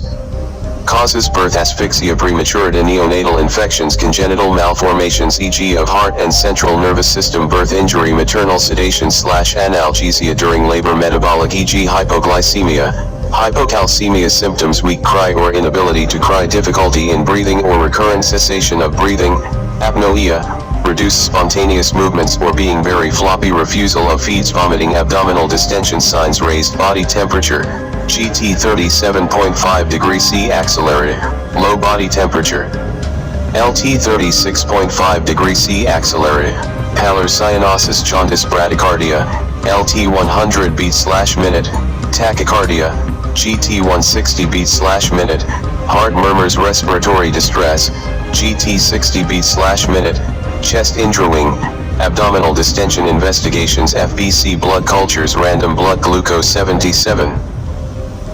Problems of the newborn, neonate, chest X-ray, urine culture, cerebrospinal fluid biochemistry and culture and sensitivity. Treatment objectives: to treat the underlying cause appropriately, to diagnose and correct hypoglycemia, to prevent permanent organ damage. Non-pharmacological treatment: keep baby wrapped up in dry clothes to maintain temperature, keep warm. Pharmacological treatment: evidence rating, C, oxygen, by face mask or nasal prongs, 2L/minute, if available. Glucose 10%, 4, 2 drops/minute/kg, 60 ml/kg/day, if hypoglycemic. CORRECT, see section on neonatal hypoglycemia. Ampicillin, IM/4, 50 mg per kilogram 12 hourly for 7 days plus gentamicin, IM/4, 2.5 mg per kilogram 12 hourly for 7 days. Alternative treatment: ampicillin, IM/4, 50 mg per kilogram 12 hourly for 7 days plus cefotaxime, 4, 25-50 mg/kg 8 hourly for 7 days. Refer the patient urgently to the hospital for further investigations and continued treatment if no improvement after 48 hours. 29. Neonatal hypoglycemia. This refers to a blood glucose level below 2.2 mol/L. This may result in unconsciousness and death if not promptly treated. It should be treated as soon as suspected. Successful treatment results in prompt response. 78. Problems of the newborn, neonate, causes prematurity, intrauterine growth retardation, baby born to a diabetic mother, infection, asphyxia symptoms, irritability / restlessness, tremors, sweating, seizures, lethargy signs, sweating, tremor, convulsion, tachycardia, unconsciousness, investigation, random blood glucose, using a bedside glucose meter. Treatment objectives: to maintain blood glucose levels within normal, to treat underlying cause of hypoglycemia, to prevent complications e.g. brain damage. Non-pharmacological treatment 10% glucose, 4 ml/kg as a bolus, followed by maintenance dose of 1/normal saline in 10% glucose at 60 to 100 ml/kg/day 5. Refer if patient does not respond promptly in spite of adequate treatment. 79. Problems of the newborn, neonate, 30. Neonatal jaundice, also see section on jaundice. Neonatal jaundice is important because of the consequences of excess hyperbilirubinemia on the brain of the newborn infant. This condition is called kernicterus and may cause death. Infants who survive may be handicapped with cerebral palsy and associated deafness, mental retardation, and motor incoordination. Treatment in mild cases of neonatal jaundice appearing after the 2nd day, i.e. physiologic jaundice, phototherapy can be used. For brief periods in the mid-morning, the baby could be exposed and placed in the sun outside in its cot. However, its eyes must be covered. Continue breastfeeding during this time. Refer all babies who develop jaundice within 48 hours of life to a pediatrician. Also refer all babies who have severe jaundice if exchange transfusion cannot be done at the facility. 31. Birth injuries. Birth injuries include extensive caput succedaneum, cephalematoma, subgaleal hemorrhage, nerve palsies and fractures. Causes: difficult delivery including instrumental delivery signs, extensive caput succedaneum, diffuse swelling of the presenting part of the scalp that may extend beyond suture lines, cephalematoma, diffuse swelling of the scalp that is restricted to one half and does not extend beyond the midline, subgaleal hemorrhage, large swelling of the scalp which may result in a distorted shape of the head and face, severe pallor, jaundice. 80. Problems of the newborn, neonate, nerve injuries, excessive traction resulting in injury to the brachial plexus causing the following: Erb's palsy, whole upper limb does not move. There's movement only in the fingers. Klumpke's palsy, fingers of the arm affected do not move but there is spontaneous movement in arm and forearm. Treatment objectives: to arrest further bleeding, to treat complications of anemia and jaundice, to re-establish near normal movement in affected area if possible. Extensive caput succedaneum. Non-pharmacological treatment: reassure parents it resolves spontaneously over 3 to 4 days. Cephalematoma. Non-pharmacological treatment leaves swelling alone. Do not perform incision and drainage. It resolves with time. Reassure parents. Pharmacological treatment: phytomenadione, vitamin K, IM, 1 mg stat. Subgaleal hemorrhage. Non-pharmacological treatment: give phototherapy if jaundice is severe. Pharmacological treatment: evidence rating, C. Transfuse with blood if HbLT12G/L. Phytomenadione, vitamin K, IM, 1 mg stat. Nerve injuries. Non-pharmacological treatment: patient needs early and regular physiotherapy. 81.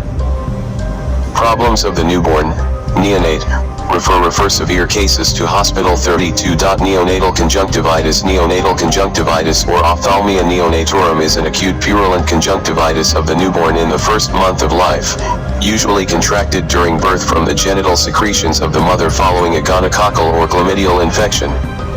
Occasionally other bacteria and viruses as well as chemical irritation may be the cause. This condition can lead to blindness. All cases should therefore be managed promptly to prevent eye damage. Eye prophylaxis at the time of birth, which involves the cleaning of the neonate's eyes immediately after birth and the application of 1% tetracycline ointment into the eyes, is effective in preventing the condition and must be implemented as a policy in all health facilities in which child deliveries are undertaken. Aside treatment of the neonate, the mother and sexual partner, should also be assessed and treated for gonorrhea and chlamydia infection in cases suspected to be sterilized. See section on sexually transmitted infections. Causes: Neisseria, gonorrhea, chlamydia, trichomonas, other bacteria, staphylococci, streptococci, viral, herpes simplex virus chemical.g. Silver nitrate symptoms: eye discharge, swelling of the eyelid, signs eye discharge, which may be purulent redness and swelling of the conjunctiva, edema and redness of the eyelids. Investigations: conjunctival swabs for gram staining and cultures. 82. Problems of the newborn, neonate.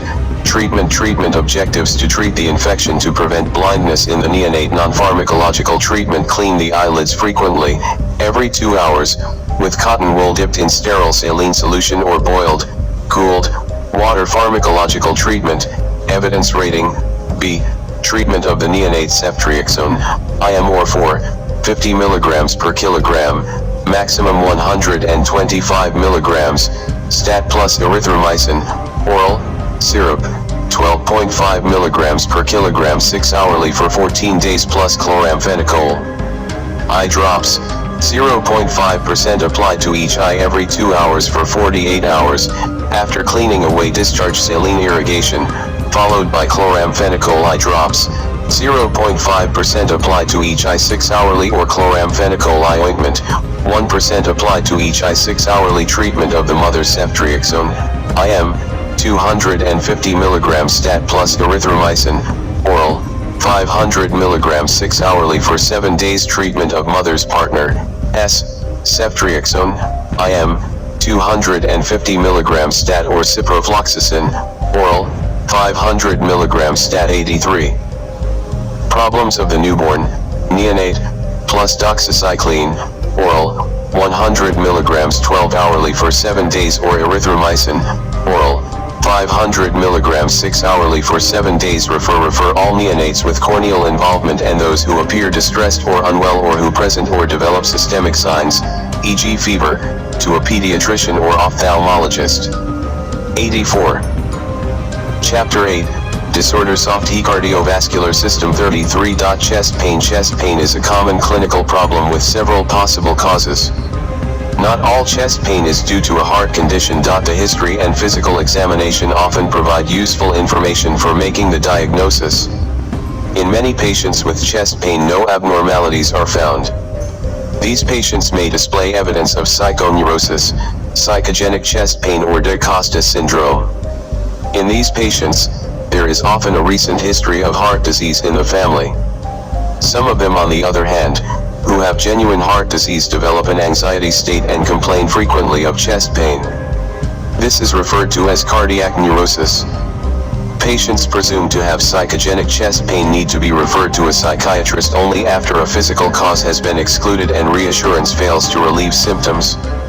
Causes originating from the heart: ischemic heart disease, stable angina pectoris, acute coronary syndrome, acute pericarditis originating from the lungs and pleura, pneumonia with pleurisy, pleural effusion or emphysema, pulmonary embolism, pneumothorax tumor, lung cancer originating from the esophagus, reflux esophagitis, hiatus hernia, tumors originating from the aorta, aortic dissection originating from the chest wall, intercostal myalgia, costochondritis originating from a psychoneurosis, psychogenic chest pain, de Costas syndrome, cardiac neurosis. 85. Disorders of the cardiovascular system. 34. Ischemic heart disease. This comprises stable angina pectoris and acute coronary syndromes. Stable angina pectoris. Stable angina pectoris refers to recurrent chest pain typically induced by exertion or emotional stress and relieved by rest or glyceryl trinitrate. Individuals who experience stable angina pectoris are at a high risk of developing acute coronary syndromes or a heart attack. Risk factors include diabetes mellitus, hypertension, cigarette smoking, plasmolipid abnormalities, obesity, a family history of heart disease, and elevated markers of inflammation such as C-reactive protein. Taken together, stable angina pectoris and acute coronary syndrome are termed ischemic heart disease.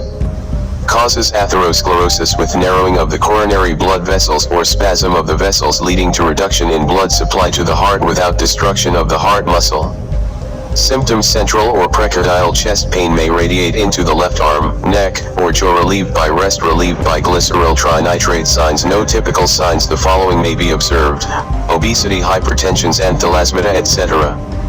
Investigations: FBC, erythrocyte sedimentation rate, ECG, cardiac enzymes, creatinine kinase MB, CKMB, serum aspartate transaminase, AST, serum lactic dehydrogenase, LDH, and troponins blood glucose blood lipid profile 86.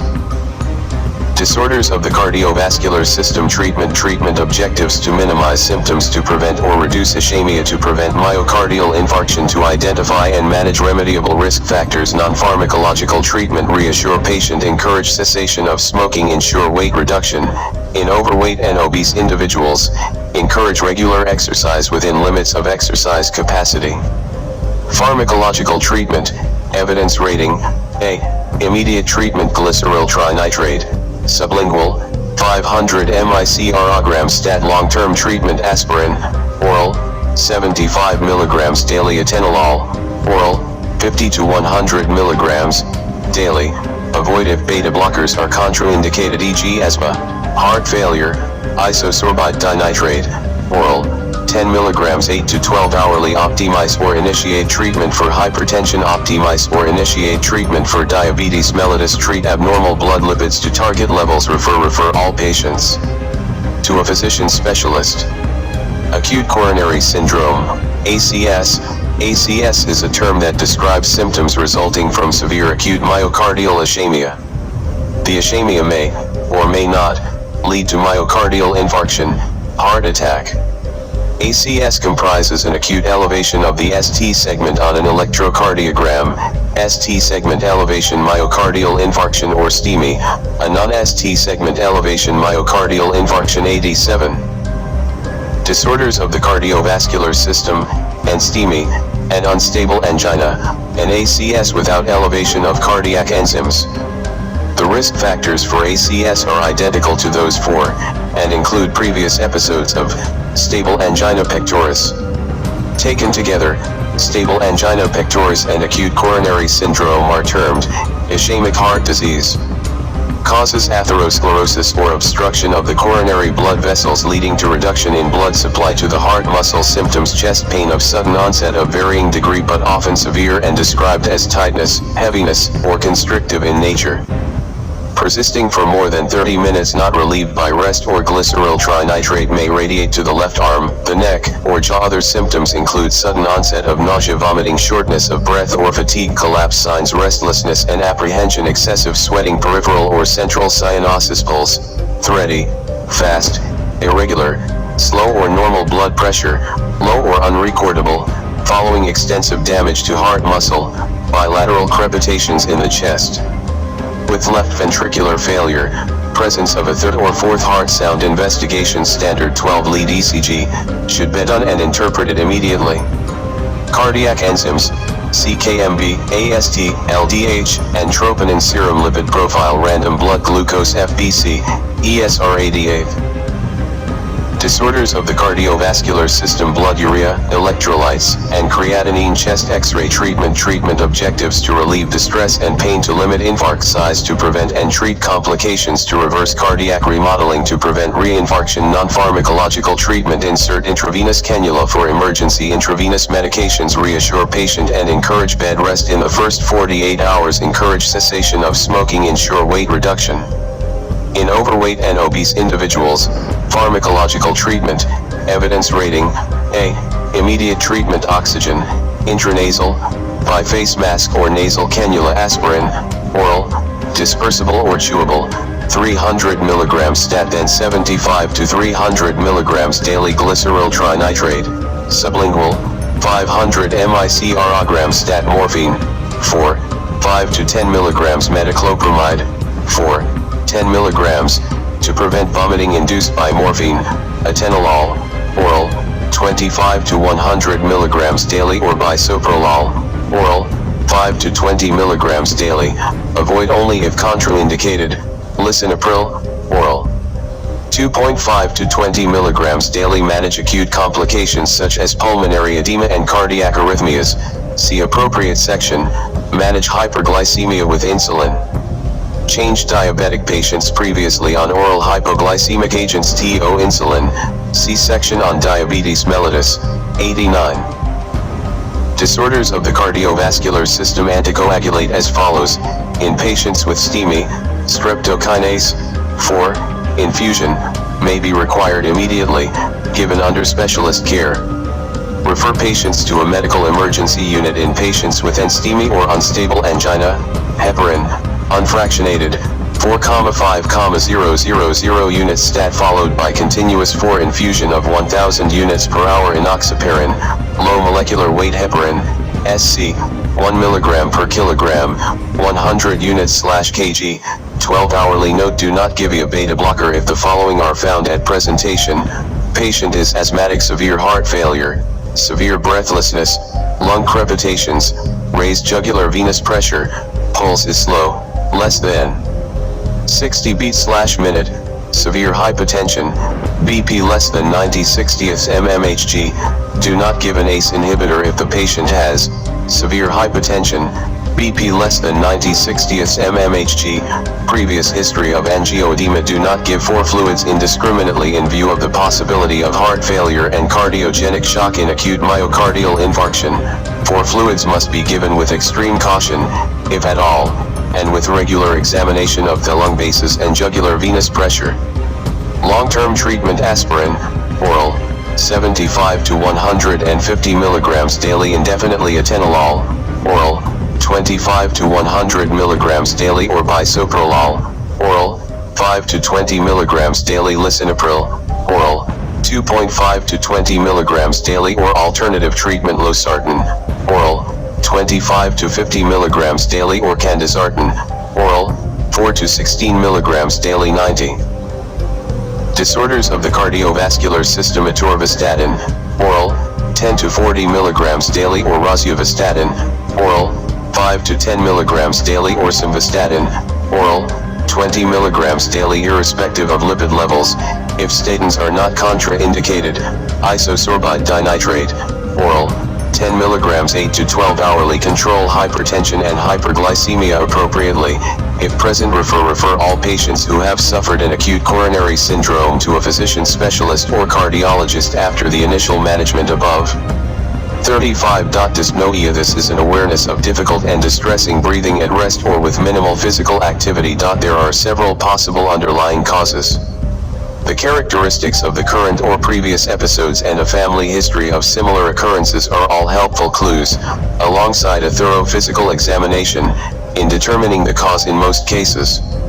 Causes: cardiac disease, respiratory disease, anemia, metabolic acidosis, e.g. in renal failure, anxiety, acute onset asthma, pneumonia, pulmonary edema, pulmonary embolism, pneumothorax, foreign body aspiration, nocturnal episodes, left ventricular failure, asthma. 91. Disorders of the cardiovascular system during exertion: respiratory failure, heart failure, chronic anemia, congenital heart disease after exertion, heart failure, asthma on lying flat on a bed, orthopnea, heart failure slowly progressive in severity, chronic respiratory disorders, chronic bronchitis, emphysema, associated with wheezing, asthma, heart failure associated with wheezing during the working week, exposure to occupational allergen associated with deep respirations of acute onset metabolic acidosis, e.g. diabetic ketoacidosis or uremia, associated with fever, respiratory, pneumonia, lung abscess, emphysema, cardiac, endocarditis, pulmonary embolism, associated with cough, respiratory, pneumonia, lung abscess, emphysema, associated with sputum production or pleurisy, respiratory, pneumonia. Symptoms: see appropriate section for symptoms of the following conditions which may cause dyspnea. Signs: cardiac, frothy blood stains, sputum, elevated blood pressure, orthopnea, cardiomegaly, murmur, rhonchi. 92. Disorders of the cardiovascular system: respiratory, rhonchi, tachypnea, fever, dullness on chest, percussion, bronchial breath sounds, crepitations, foreign body aspiration, wheezes, crepitations. Investigations: FBC, BU and creatinine, ECG, chest x-ray. Other investigations depending on suspected cause. See appropriate sections. Treatment is based on the underlying condition. See appropriate sections. Refer to a hospital if cause cannot be identified after ensuring that the airway is clear and circulation is satisfactory. 36. Deep vein thrombosis, DVT. Deep vein thrombosis, DVT, is a condition in which a blood clot forms in a deep vein in the lower limbs. It is a common clinical problem which may progress to pulmonary embolism, sometimes with fatal consequences. As such, it must be prevented in all hospitalized patients, especially those at high risk of developing it. See section on prevention of DVT. It is important to differentiate DVT from cellulitis, which may present with similar local clinical features. The risk factors for DVT are as described for pulmonary embolism. See section on pulmonary embolism. Causes increased tendency of blood in the deep veins to clot, due to stagnation of blood in the vein, increased viscosity of blood, inflammation of the blood vessel. 93. Disorders of the cardiovascular system. Symptoms: swelling or firmness in the calf or thigh, usually unilateral, pain in the affected limb, mild fever. Signs: warmth in the affected limb, swelling of the affected limb, occasionally tenderness in the limb. Investigation. See section on pulmonary embolism. Treatment objectives: to prevent clot propagation and pulmonary embolism, to prevent recurrence of deep vein thrombosis. Non-pharmacological treatment: elastic compression. Stockings ensure adequate hydration with oral fluids. Pharmacological treatment. See section on pulmonary embolism. Refer patients with recurrent pulmonary embolism or in whom anticoagulation is contraindicated to a physician specialist or vascular surgeon. 37. Prophylaxis of DVT treatment objectives: to prevent deep vein thrombosis and subsequent pulmonary embolism. Non-pharmacological treatment: regular exercise during long journeys, e.g. stopping on road journeys to take a walk or moving about on a plane during long flights, and leg flexing exercises while seated. Intake of lots of water, especially during long journeys or periods of recumbency. Avoidance of excess amounts of coffee, tea, and alcohol on long journeys. 94. Disorders of the cardiovascular system for hospitalized patients: avoidance of prolonged recumbency and dehydration. Use of elastic compression stockings. Pharmacological treatment: heparin, unfractionated, SC, 5,000 units 8 to 12 hourly, or enoxaparin, low molecular weight heparin, SC, 40 milligrams daily. No monitoring is required. 38. Pulmonary embolism, PE. Pulmonary embolism, PE, occurs when a blood clot in the peripheral venous circulation breaks off and obstructs the pulmonary artery or its branches. It often occurs without previous warning features. It is therefore good practice to give prophylactic treatment to all patients at high risk. There are 3 considerations in the diagnosis of pulmonary embolism: PE, the presence of clinical features compatible with PE, the absence of other probable clinical explanation/diagnosis made from clinical assessment, including a chest X-ray, presence of major risk factors as below: obesity, immobility, and hospitalization, especially if prolonged previous PE or DVT, major surgery, e.g. orthopedic, abdominal and pelvic surgery, trauma especially involving the pelvis and lower limbs. Pregnancy in late pregnancy, after cesarean section and the puerperium, contraceptive pill use, hormone replacement therapy, HRT, medical conditions, e.g. congestive cardiac failure, myocardial infarction, nephrotic syndrome, stroke, malignancy, systemic lupus erythematosus. Inherited disorders causing hypercoagulability causes the dislodgement of a blood clot, usually from a vein in the lower limb, into the pulmonary arterial circulation. 95. Disorders of the cardiovascular system. Symptoms: breathlessness, may be intermittent dizziness, fainting or collapse, sharp chest pain, blood-stained sputum. Signs: rapid breathing, fast heart rate, hypotension, pleural effusion, often hemorrhagic, low oxygen saturation. On pulse oximetry LT 90%. Investigations: chest X-ray, wedge-shaped abnormality, reduced vascularity of peripheral lung parenchyma, ECG, increased rate and T-wave inversion common, right axis deviation, Doppler ultrasound. Scan of leg and pelvic veins, echocardiography if available, APTT, INR, and prothrombin time as baseline. And for monitoring therapy, treatment objectives: to stabilize cardiorespiratory function, to prevent further clot formation and embolization, to prevent death from PE, to prevent recurrence of PE and development of pulmonary hypertension. Non-pharmacological treatment: elevate the affected leg on a pillow, apply compression stockings after pain subsides. Pharmacological treatment: evidence rating B, heparin, unfractionated, SC, 4 or by continuous infusion using a perfuser, adults initial bolus dose 10,000 units, 4 stat then 15,000 units, SC, 12 hourly or 24,000 units in 24 hours as a continuous 4 infusion, 1,000 units per hour. 96. Disorders of the cardiovascular system. Monitor with APTT blood test. Daily target should be twice normal value. Children. Heparin 5,000 units bolus, then 15 to 25 units/kg per hour by continuous infusion, or 250 units/kg 12 hourly, or heparin SC 250 units/kg 12 hourly. Daily laboratory monitoring as above, with appropriate dose adjustment as indicated. Or enoxaparin, low molecular weight heparin SC, adults 1.5 milligrams per kilogram, 150 units/kg. Daily warfarin, oral, adults 10 milligrams daily at 6 p.m., starting simultaneously with heparin, for 2 days, then 5 milligrams daily with regular dose adjustment and monitoring of prothrombin time and INR until target of 2.0 and 3.0 is attained. Refer if there are no facilities to monitor treatment.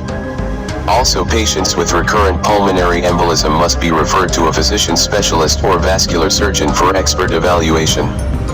Contraindications to anticoagulant therapy: recent intracerebral bleed, severe liver disease, active peptic ulcer, bleeding disorders, and severe hypertension.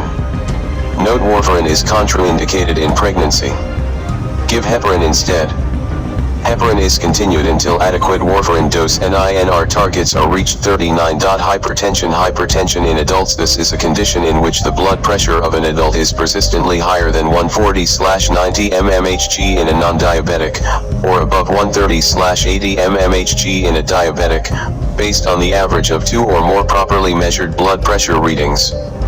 Hypertension carries an increased risk of early death from stroke, heart attack, heart failure, and kidney failure if not properly controlled. Once a diagnosis of hypertension is made, the individual should be evaluated for the cause of the hypertension. Most adults, however, tend to have primary hypertension. 97. Disorders of the cardiovascular system. Most patients with hypertension will require 2 or more antihypertensive medications to achieve the desired target blood pressure. The choice of medication, is influenced by individual patient factors such as age, sex, cardiovascular risk, associated medical conditions, and adverse effects. Causes: primary hypertension. In the majority of patients, no specific underlying cause is identified. Risk factors associated with this type of hypertension include increasing age, family history, excess body weight, excessive alcohol intake. Secondary hypertension. In about 10% of cases, hypertension may be due to a kidney disease, endocrine disorder, renal artery stenosis, or coarctation of the aorta. Symptoms: there are no complaints that are specific for hypertension. Most patients with hypertension may have no complaint whatsoever and are discovered by chance during medical examinations. Occasionally, patients may complain of headache, palpitation, dizziness, easy fatigability. Signs: blood pressure of GT 140/90 mmHg. Signs specific for the various kidney, endocrine, and blood vessel disorders that cause secondary hypertension. Investigations: FBC urinalysis, blood urea, electrolytes, and creatinine, blood glucose, serum lipids, serum uric acid, chest X-ray, ECG, ultrasound scan of kidneys and adrenals, in suspected secondary hypertension. 98. Disorders of the cardiovascular system. Treatment objectives: to reduce blood pressure levels to 140/90 mmHg or less, 130/80 mmHg or less in diabetics, to prevent cardiovascular, cerebrovascular, and renal complications, to identify and manage secondary hypertension appropriately. Non-pharmacological treatment: reduce salt intake, reduce animal fat intake, ensure regular fruit and vegetable intake. Weight reduction in obese and overweight individuals. Regular exercise, e.g. brisk walking for 30 minutes 3 times a week. Reduction in alcohol consumption. Cessation of smoking. Pharmacological treatment. Evidence rating: B. Table 8:1.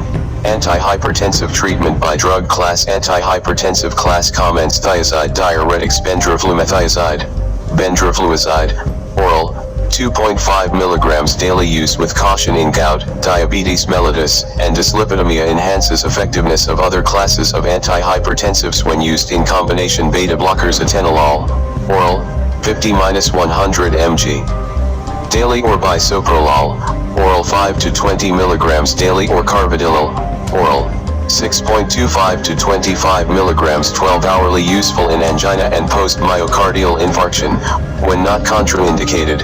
Avoid in asthma, chronic obstructive pulmonary disease and heart block. Angiotensin-converting enzyme, ACE, inhibitors. Lisinopril, oral, 5 to 40 milligrams daily, or Ramipril, oral, 2.5 to 10 milligrams daily. Avoid in pregnancy and renovascular diseases. Can be used in heart failure, diabetes, nephropathy, and left ventricular dysfunction. Commonest side effect is dry persistent cough. Monitor serum potassium level periodically. Angiotensin receptor blockers. Losartan, oral, 25 to 100 milligrams daily, or Candesartan, oral, 4 to 32 milligrams daily, or Valsartan, oral, 80 to 160 milligrams daily. Useful alternative to ACE inhibitors when dry persistent cough is a problem. Monitor serum potassium level periodically. 99. Disorders of the cardiovascular system. Calcium channel blockers. Nifedipine retard, oral, 10 to 40 milligrams 12 hourly, or Amlodipine, oral, 5 to 10 milligrams daily. Particularly useful in isolated systolic hypertension. Short-acting formulations should not be used.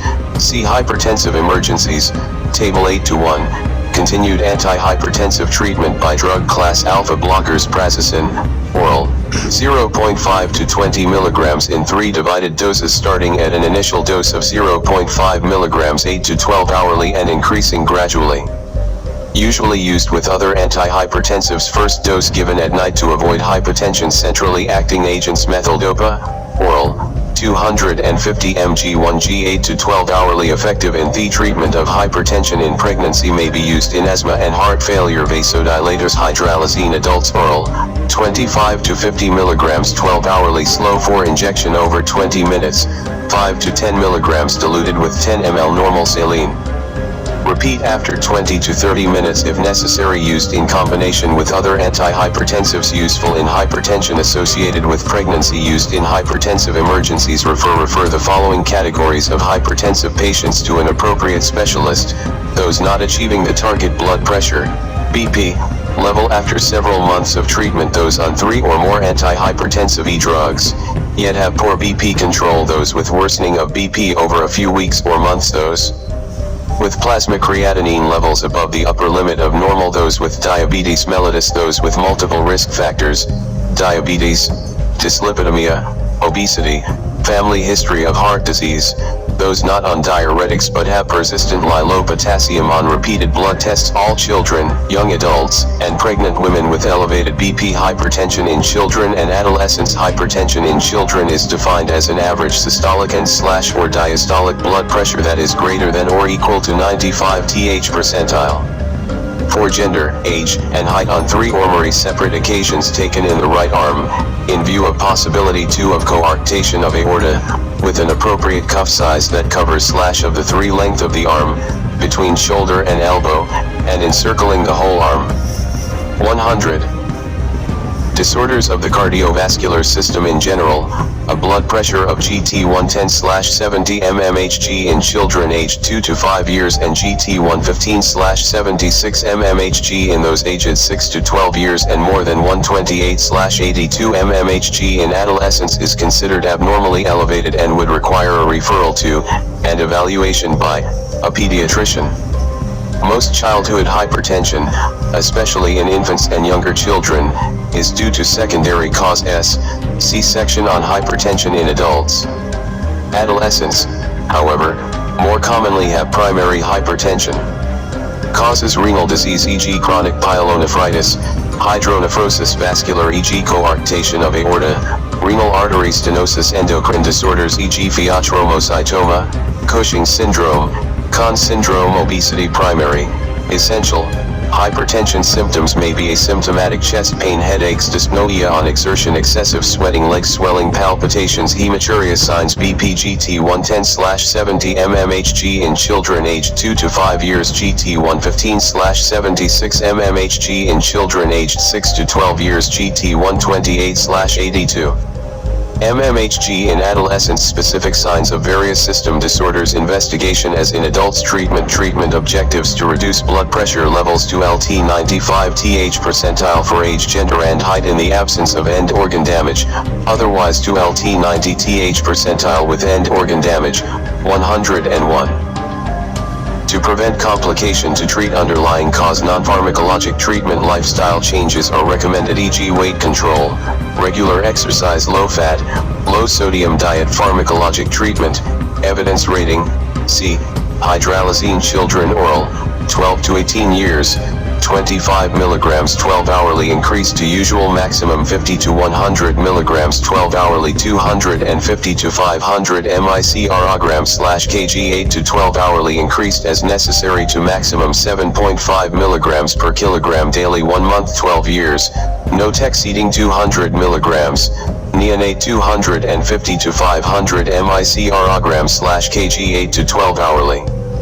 Increased as necessary to maximum 2-3 mg/kg every 8 hours. 4, 250 to 500 micrograms/kg diluted in 10 ml normal saline given over 20 minutes, then 100 to 200 micrograms/kg 4 to 6 hourly, max 3 mg per kilogram in 24 hours.